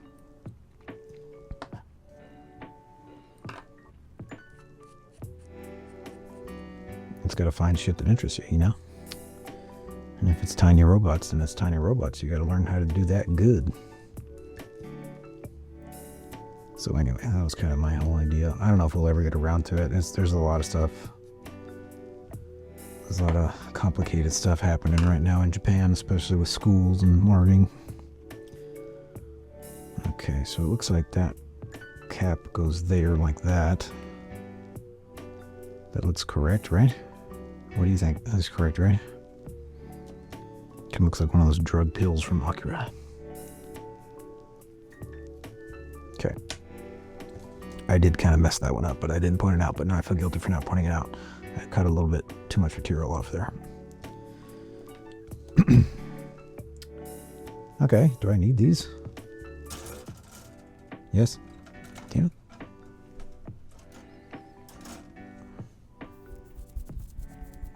Wow, okay. Well, we're almost done. So let's find, what do we need? We got this together, so, well, we're turning this way. Let's see, what's the poopy looking side? I'll just put that down, I guess.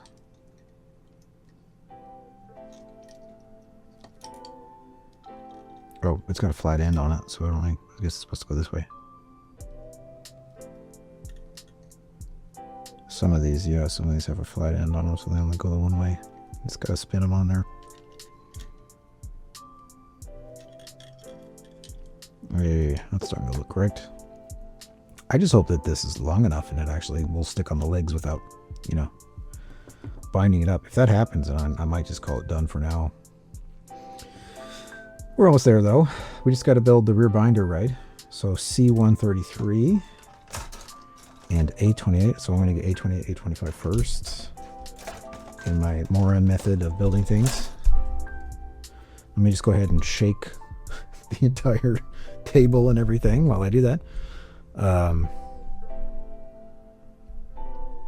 Okay. All right. So obviously that's the part that we need there. That's a flat. Might be a little tight. I'm going to go ahead and. Well, this part you won't see, so I'm going to cut that there. And that might give me. Let me do it to you so you can see it better. All right, that might give me a good enough angle to. No, it won't. Okay. So I'm going to snap it off the stems. All right, so this one here I'm going to grab and see where it wants to cut. Maybe like that. Oh, it's pretty bad stress mark there. Yeesh. All right. Oh, that was barely on there. Oh, that was easy.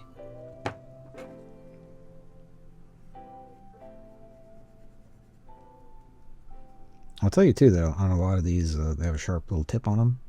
Sometimes I'll just kind of sand those really sharp tips down a little bit. So I'm going to stab myself in the finger later. So this one looks like it's the actual mold is a little misaligned. So it's not so bad that I did a terrible job cutting that. And I think I should have rotated that a little bit more and cut it a little slower. Yeah, you can actually see that it's one side's flat and one side's shiny. So that means it it's just a touch misaligned in the mold, which is fine. You can flatten it out easy enough. If you want to flat something out, put your sanding material down, and this is the rough side on the down part, so it won't move. Soft side on top, push down, even pressure, and then just go back and forth.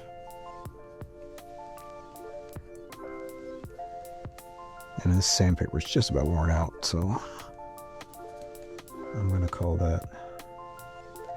I'll call it good enough for now. All right, and we need that little gray piece, and then I think we're done with this one too. All right, that's A25, A28, right? 25, 28, yes. All right. All right, so again, I'm getting a little bit in a rush here. This is why I'm kind of like, which you wouldn't know it from the time, but wiggling it up and down like that helps to prevent the stress marks. All right, we're finished with A. Goodbye. Those are going to go in the recycling. I read somewhere that you can't put those in recycling, but then I also read that you can put them in recycling, so I think it depends where you live. I'm pretty sure that I can. I think Bandai of Japan also, they'll dispose of it for you if you ask them to. That's kind of a cool thing about Japan. Although it's like, as a foreigner, kind of hard to navigate that sometimes because you gotta like ask. Sometimes you gotta call a phone number. Sometimes you gotta like ask the manager of a place, and it's kind of like you kind of skeeved out. I keep thinking that like I'm right on the camera and I'm way away from it.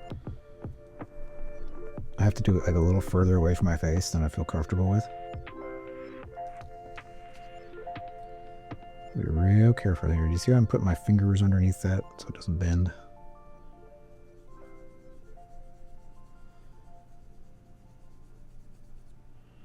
Alright, now we made that a little too rough, so I'm gonna, you can see how shiny that is. That's almost done. Yeah, do you see that? It's gonna have to be swapped out. I might have some more in there.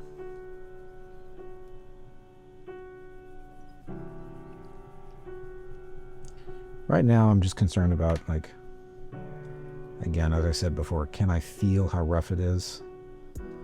If I can feel it with my fingernails, then if I can feel it with my fingertips, like with my skin, then I keep sanding. If I can't feel it with my skin, then I stop. I can kind of feel that one. That one I can't feel. That one I can, just a little bit. So, you know, everybody has their own methods and their own ideas, but I do everything. Me not being interested in cars is kind of ironic because it's like my dad's favorite thing, and he was like an auto body shop, and I learned like airbrushing and painting stuff from him and like body work, and he was the one that taught me how to do models when I was a little kid. And I think he thought I wasn't paying attention, but I actually was. Which is how it goes, by the way. But a lot of it is not even navigating by what it looks like at first, you know, like pre-paint. I mean, a lot of it is just, you know, developing your sense of touch. Run your fingers around it. Because if you can feel it, you can see it later. We don't have the benefit of a strong clear coat when you're doing tiny little models like this. On a car, on something metal, you can oftentimes wet sand and polish it off and do a thick clear coat and sand. But when you're dealing with something this big, you know, it's more about like standing further away from it. And, you know, using your sense of touch to try to make sure there's no rough ends in it. Pre-paint, you know, sometimes it looks bad and it's not bad. It all depends on the, that just scared me. All depends on the way it feels in your hand first. Oh, that's kind of a cool design. All right. We are almost ready. Oh, I just missed it. There's 4 tank units. You're supposed to build 3. Ha ha ha ha ha. See, I keep complaining that I'm rushing. Ooh, that a very satisfying snap. I keep saying that I'm rushing through everything, and then I just continue to rush through it without thinking about it. Ah! Okay, this is the only consideration really about this stream setup I have right now is, in order for this to work, the camera has to be so close to me that it's impossible not to hit it.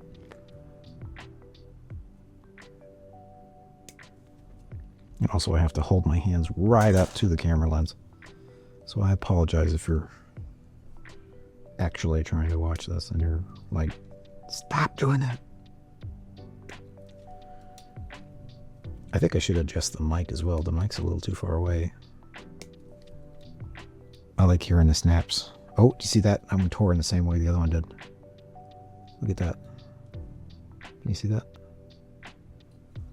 Didn't get a clean cut on it. It's right on the edge too. It's kind of a bad place to put one of those, to be honest. All right, so what do we do in this case? Well, that might just be gone. Usually what I do though is put like a little bit too much of this on there. And take a metal tool, usually this one, and kind of push down on it. Oh, it came off though.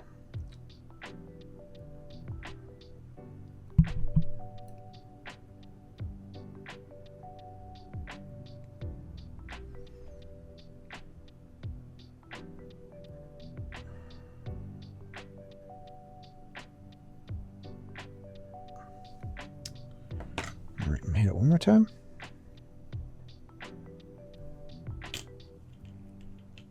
And then we're going to use the flat side.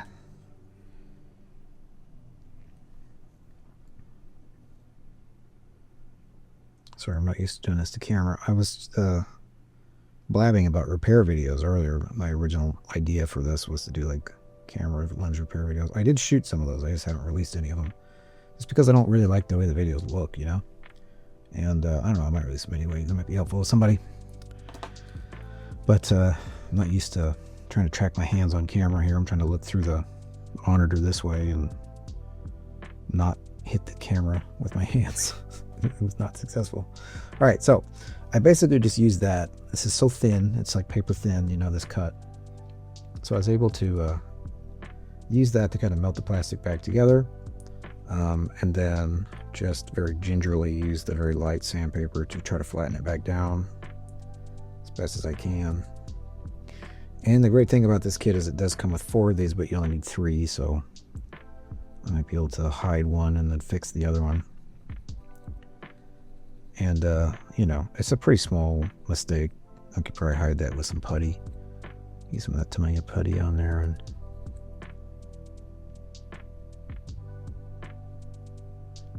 have a go at it. Okay, so let me find it just a little bit more. Yeah, a little bit more. A little bit more.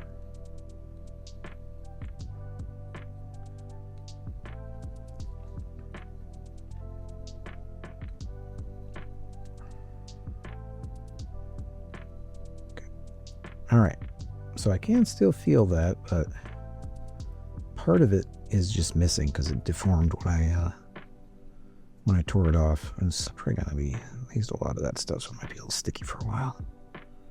Just gotta be real careful not to knock it back off. It's quite a small detail. So, okay. So is that perfect? No. You can see that there is a little bit of a mark there. I don't know if I can do this if I'm holding this further away from my eyes because I can't see close up. But normally what I would do to get a true edge is to just carefully push the knife in this way and push it down from the top. You see there's just a little bit of that.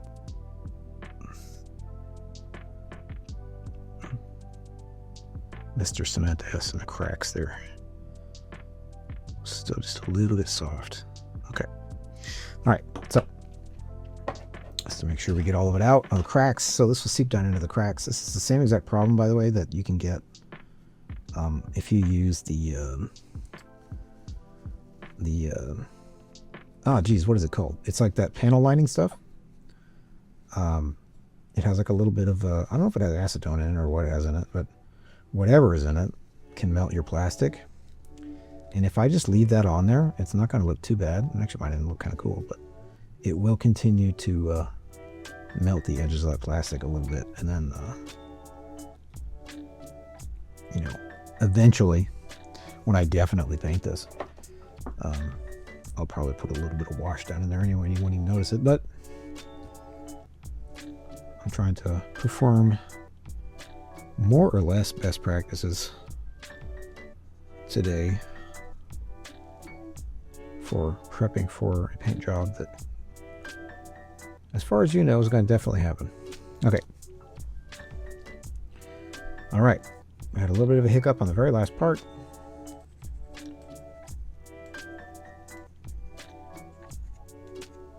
And like the third part, but now mostly we are sticking this stuff together. You know, I think I am going to skip building a stand. I'll do that off camera. There's nothing really interesting about that. The stand that comes with it is not that much different than the standard Bondi stand that you can buy. In fact, I bought a stand for this very figure, not realizing that you know, I wouldn't need one with this. The W pack doesn't come with a stand, so for the W pack, that's why he's got the little, you know, the little butt plug on the bottom there. Okay, so let's put this on. There's a couple of stress marks on there. It's not so bad.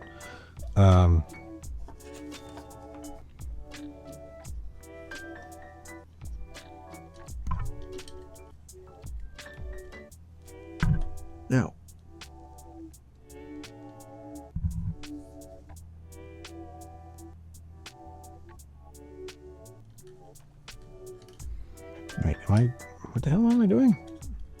Oh. Is this an optional part?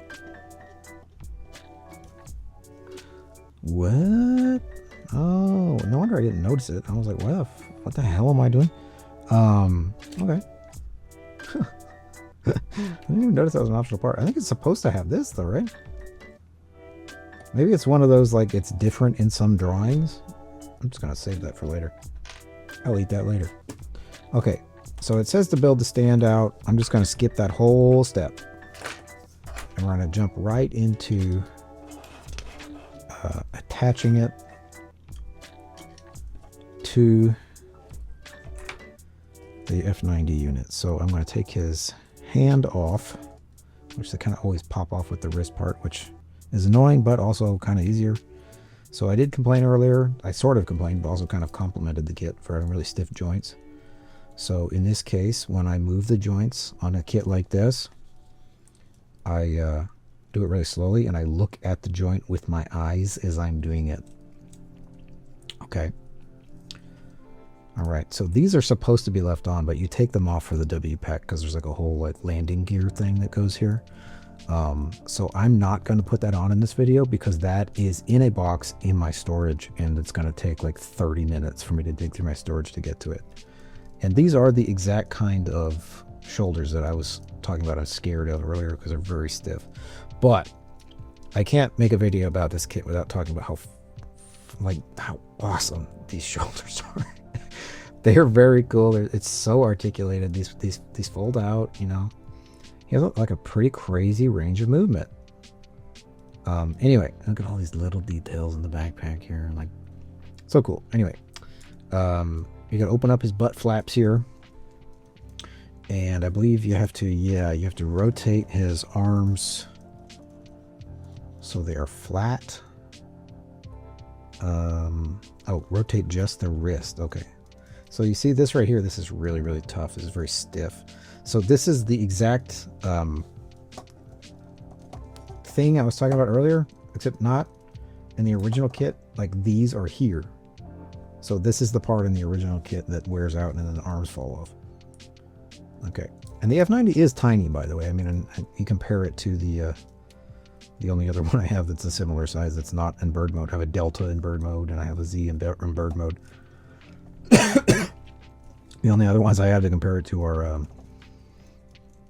the full armor Gundam and the full armor ZZ Gundam and the ZZ Gundam, which are all large. But it is, you know, maybe an inch or two shorter than a standard master grade. But that makes the kit stronger, lighter, you know, more accessories, more detail. It is quite good. It doesn't, I think it doesn't have all of the removable armor parts. I don't actually remember. You can kind of see this leg armor's one come apart here, so I wonder if we can peek in there. I actually don't remember if the leg armor comes off or not. Check real quick. Refold it that way. And I was really fascinated by this one. I got the first master grade I ever got was the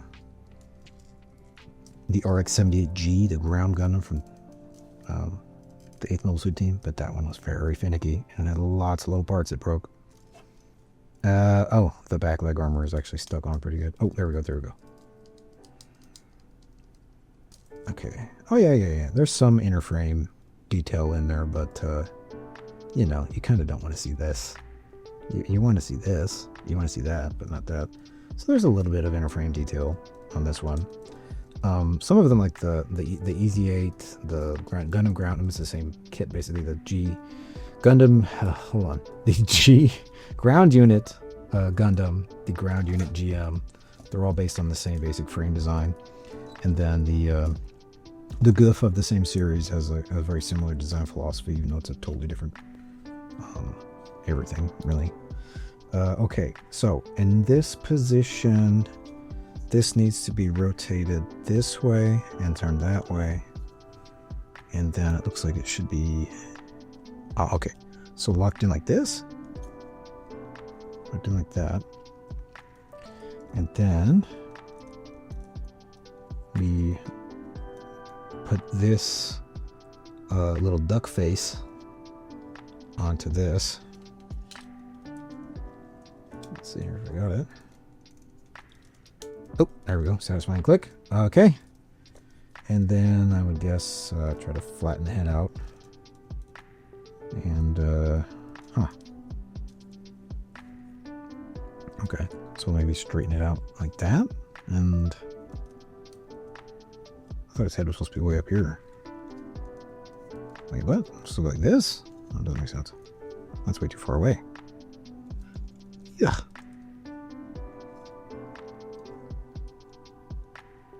Shouldn't it go like that? Should go like that, right? Yeah. Huh. Okay. Yeah, so it should go... Okay, I see what they did. So I'm supposed to set it like this. And then just rotate this like this. Okay. And then that will just snap over his face. What about this little cod piece here? Oh, it just fits over that? Oh, okay. Alright. So we're kind of seeing where we're going here. Falcon Zord. Alright. And then, okay. The Vulcan gun goes on this shoulder and just snaps in these little pegs. Okay. And then the... Oh, I forgot what this was called. I guess I didn't look. The little radar doodad. You know, I'm now remembering. I think it actually was like 2 different versions were on the original artwork. I bet that's why that's like that. It's like a mistake. There's another Gundam kit like that. It comes with 2 different parts because there was like literally like they drew it incorrectly. I didn't want to like choose one. Okay, so we're checking him out. Looks correct. Flip him upside down. Open all of his butt ports. Looks like that's got to go like that. That's got to kind of go in like a claw position. Now I'm kind of nervous about this. I hope this fits correctly. Oh, this fits into these. Okay, so these go into here, these little L shapes. Okay, that's kind of smart. Looks like secure. Okay, I thought this went up a little higher than it does, so maybe it's fine. So it's going to fit this way. This, by the way, in the W pack, this whole little butt pack thing on the W pack is really hard to take off once you have it on. I had to use these tools to peel those guys open. Oh, that's kind of weird that that slides up and down like that. What the hell is that for? Oh, do I have this down all the way? Oh, okay. You can push that. You can push that down this way a little more, and then there was like a little hole where you could see the gun head there. Okay. All right, and then I think all we got to do is peg, right? Female, male peg, and wow, you really can't move his legs when you have them in this position. Holy crap! Hey, there we go. All right, straighten the feet. Looks like. It's got really kind of complicated feet. This kit. Yeah, it's got like rotating. One of those like rotating feet kits like that. I guess his feet don't move. Yeah, don't move any further back. Okay, and then we just got to do the arms. Okay, where's the arms? And then I think the last step is to put the gun back in his hand. I don't know if we're supposed to actually do that or not. Oh, there was a feature of this thing that I'll talk about it in a minute. There's a feature of this thing that I didn't even know it had. I'm gonna hide that. Okay. All right, we're getting excited. It's almost 4 hours. Took almost 4 hours to do this, which is crazy. I thought I was gonna be done in like 90 minutes. Considering the entire kit took about, I don't know, took about 3 hours to put the whole master grade together, I think. Anyway, all right. Let's hurry up and get it done here. Okay, so we had them configured like this. And it looks like that's correct. So I guess it goes...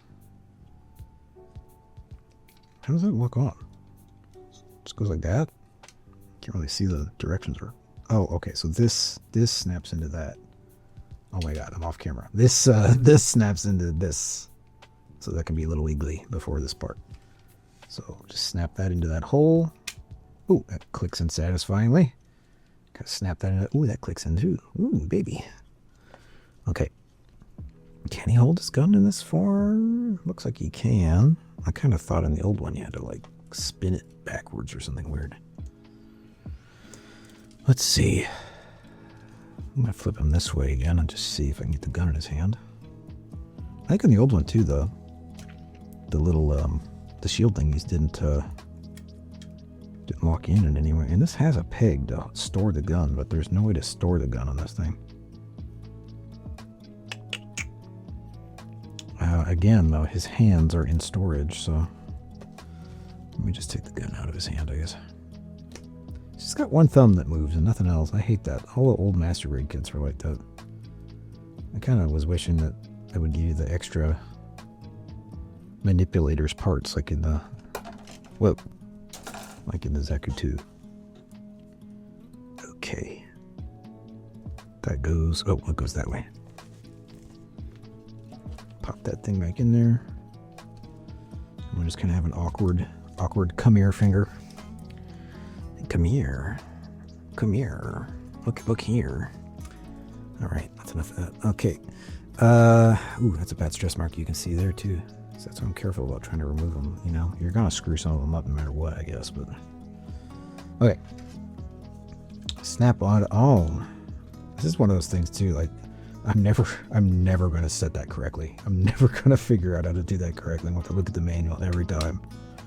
Okay, and let's snap the last two pieces together. Oh wow, that snaps together quite nice. It actually holds together quite well. Look at that. Okay, let's see. How's the feet supposed to look, by the way? Not supposed to look like that. Okay. That's kind of cool. Let me dig out. This is the stand I have, and that's not the same stand, but it's pretty close. I forget which one this is. I don't remember, but this is the one he's been sitting on for the last few years. He was in the W packs in this position for about 2 years, I think. There we go. Look at that. Only took like 4 hours to build this extremely simple and easy kit. I think his waist is rotated a little bit there. So I'm gonna kind of like play around with the best positioning, and I'm probably gonna have to go try to find where his other hands and stuff are. I kind of think if I turn the hand, if I pull arms out and turn the hand a little bit, I can fit that gun down in there. Maybe. Well, I have to try that another time. I think we should get a couple of good, let me take him off the base again. If you get a couple of good shots of the completed kit before we end the recording. Snap that back together again. It's gonna be one of those things I can tell that you're just gonna have to constantly be doing that. Although once it's in there, it is a pretty solid feeling. It's a good design, I think. I always thought, like, from the underside, you know, this thing just looks so rad. Like, if it's coming right at you, it's just like, oh, look at that. This is just an era of just slightly too goofy science fiction. It is just on the level of, you know, realistic mecha design and like 90s unrealistic goofy. It's in my opinion, this is like, don't go more than this. This is where you stop. You know, just stop here. And this is great. I love the sleekness of it. I like that the legs are kind of like curled up a little bit, and it's got this flat side on the bottom. It's also too, you know, if you turn it this way, it's so reminiscent of the Zeta Gundam backpack. It's kind of like its Wave Rider form is sort of like an upside down version of that. It's kind of cool. It almost looks like it's supposed to go this way. But yeah, I love the whole idea of this thing. The gun does like move up and down a little bit. It can kind of tilt. And the little radar thingy, the little eyeball can move around. That's so cool. Oh man, I love it. I love it. It's so cool. Okay, all right. So let's take a quick look at how to turn it into robot form. I'll figure out the rest of the details later. Oh my god, I stabbed the camera with it. I'll figure out the details later, and then I think I'm gonna make a follow-up. This was lots of fun for me. So they do have a weapon hanger storage, and they have one secret thing that I did not know about until I think last night, right before I was planning to do this video. All right, let me see if I can rotate his wrist without snapping his damn arms off. I think when you're rotating this, you maybe don't want to hold it like that, because that's kind of scary. Maybe I just hold it. Yeah, it's one of those things. It's like got lots of shit on it now, so it's hard to move it around. Okay, so I got to rotate that like that. Maybe I should. Well, these are supposed to swing out of the way, aren't they?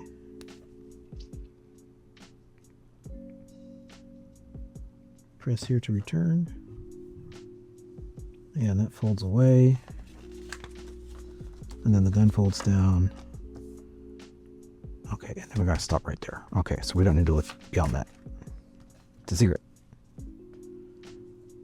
Okay, yeah, okay, that's for the other thing. That's for the secret. Okay, okay, all right. So rotate the wrists without breaking them. Okay, I'm gonna try to jam the gun in the hand real quick. We're 10 minutes for 4 hours here. I'm desperately trying to end this before 4 hours. Because I kind of need to, like, get out of this room. I'm starting to get kind of, like, freaked out. Okay. I've been sitting in here for a long time. All right, so we got to bend the knees a little bit. Kind of pull that one straight, bend that one forward. Okay, so that's going to look like that. And then we're going to lift this up and reveal our face. Let me grab out of the waist to peel that back. Okay, peel it back like that. I think it's supposed to fold all the way out like this. And then this actually collapses like that. That folds all the way in there, allegedly.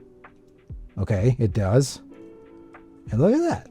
Okay, and then we gotta fold the gun down without breaking it, without breaking it, without breaking it, I said. There we go. And then turn this little doodad so we can see this way. Okay. All right. And that is what we got, friends and neighbors. Look at that. That is rad. Wow, I'm so happy with this. I love the way it looks from the back. Look at that. I like the way it looks from the underside too. Look at all the jet boosters on the legs. This is like, I like this kind of stuff, you know, where it kind of just looks like it's, you know, it's all just kind of bolted together with like spare parts almost. I like that a lot. Let's, we've got the camera on a swing arm here, so maybe we can,